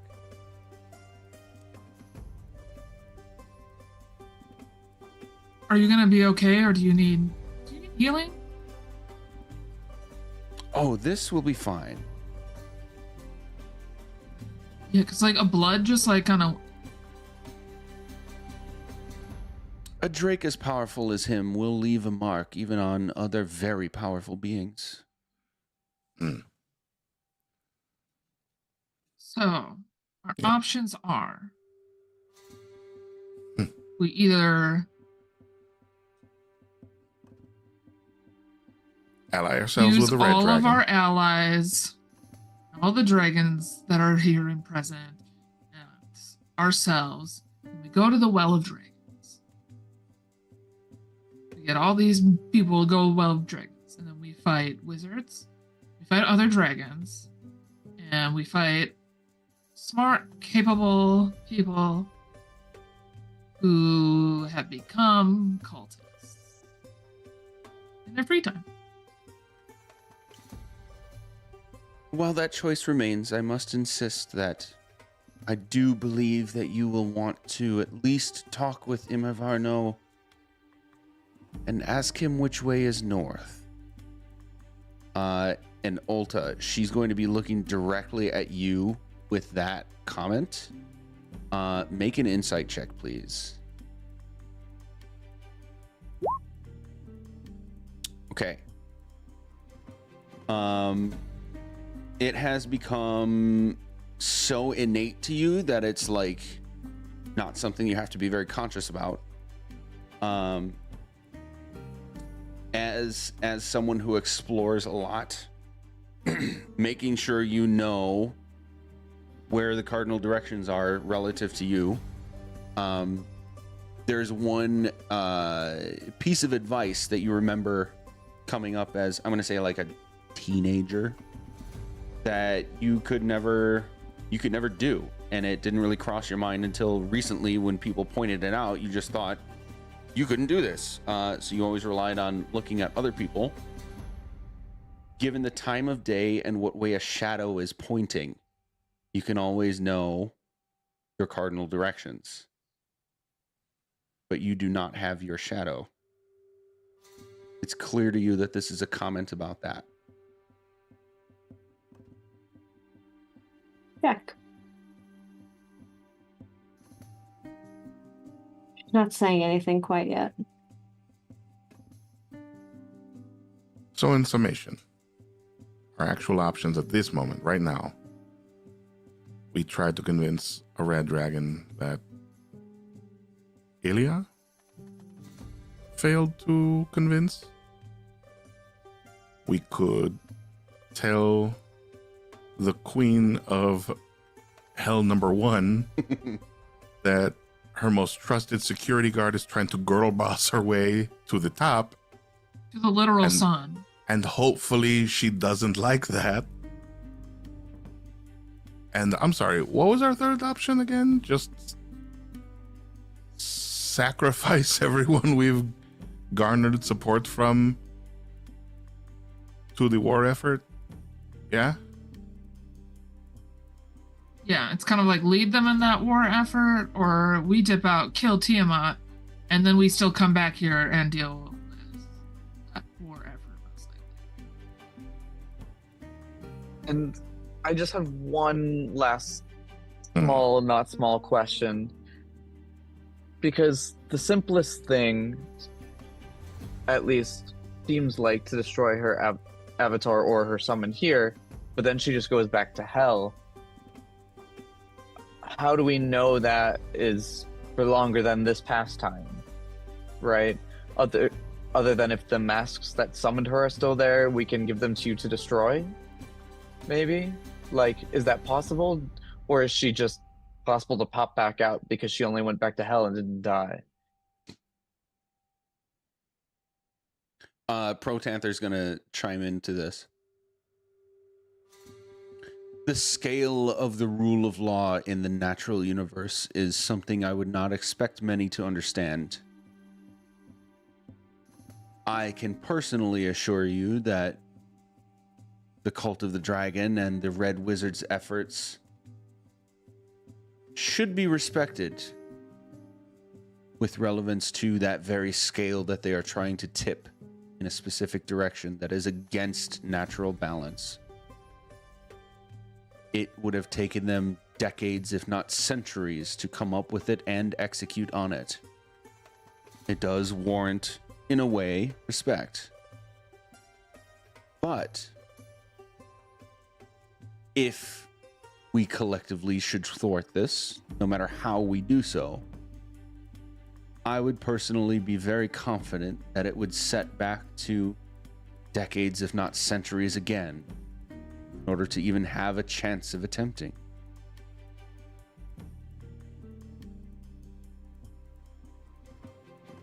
Yes. I'd feel a little better knowing if, it couldn't happen, but I guess that's not my battle if you're not worried about it. Not worried about it is not quite accurate. Would be more like keeping an experienced, watchful eye, but being less concerned that it could happen again.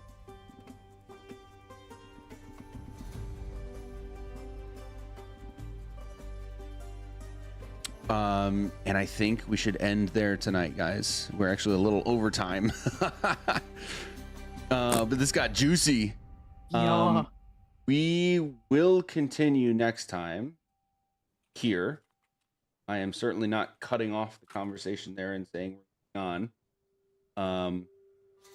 But there's some good juicy bits to think about and let digest a bit before next time, and see if we want to have more of this conversation, or if we would just want to make some choices and move on. Let's go around the table super quick. Reintroduce yourselves to characters and any fun things you have coming up that you want to advertise, and then we are out of here. Starting with Ek. Yeah, hey everybody, it's me, Sir Heckalot. I'm here. I'm on your screen. And I was back with Aster, the Shifter Circle Wildfire Druid. You can find me all over the internet at Sir Heckalot, including Twitch, Itch. Honestly, I will say my Twitter account is technically active, but I don't post there anymore. Go to Blue Sky or literally anywhere else. But just find me. It's the best place to figure out where I'm going to be in the TTRPG space next.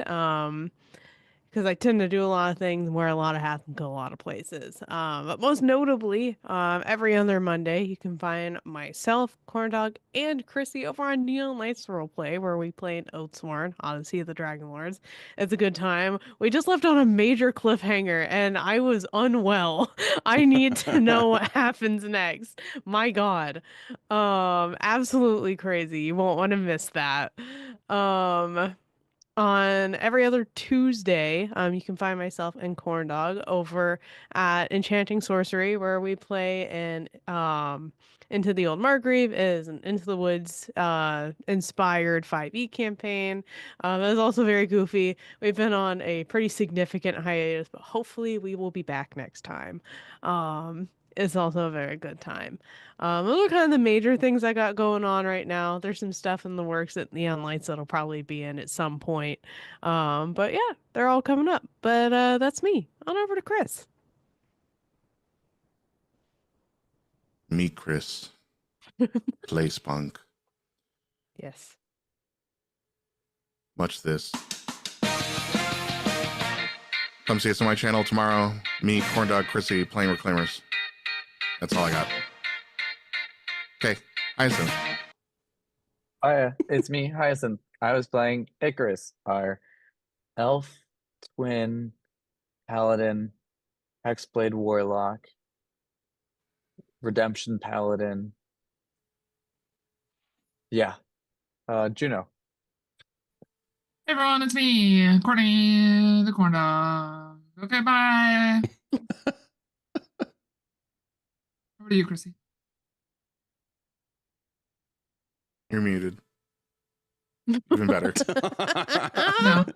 No, that's it. She already said That's it. Even That's better. all we get. All right. Almost as good as just getting up and leaving. Oh man. Okay. I'm that Magic Juice. I run Crits and Giggles. I'm the lead GM here, and we are working on getting other GMs and therefore other games going here. Keep an eye on our social medias. You can see them down there on the Twitch page. And if you're on YouTube, they're also there somewhere on the YouTube page. We're on several social media platforms and got a lot of stuff going on in the works for players and GMs that want to run games in a community that hosts running games. It's not limited to D&D, although D&D is the main thing we have going on at the moment. Speaking of which, Sunday at 1 p.m. Eastern, we have the next session of our Lines and Lies campaign. That is the Vecna one. Yeah. And then 2 weeks from today, we'll be back at it with this show. Same bat time, same bat channel. That's it. Say goodnight, everybody. Good night, Good night, everybody. everybody.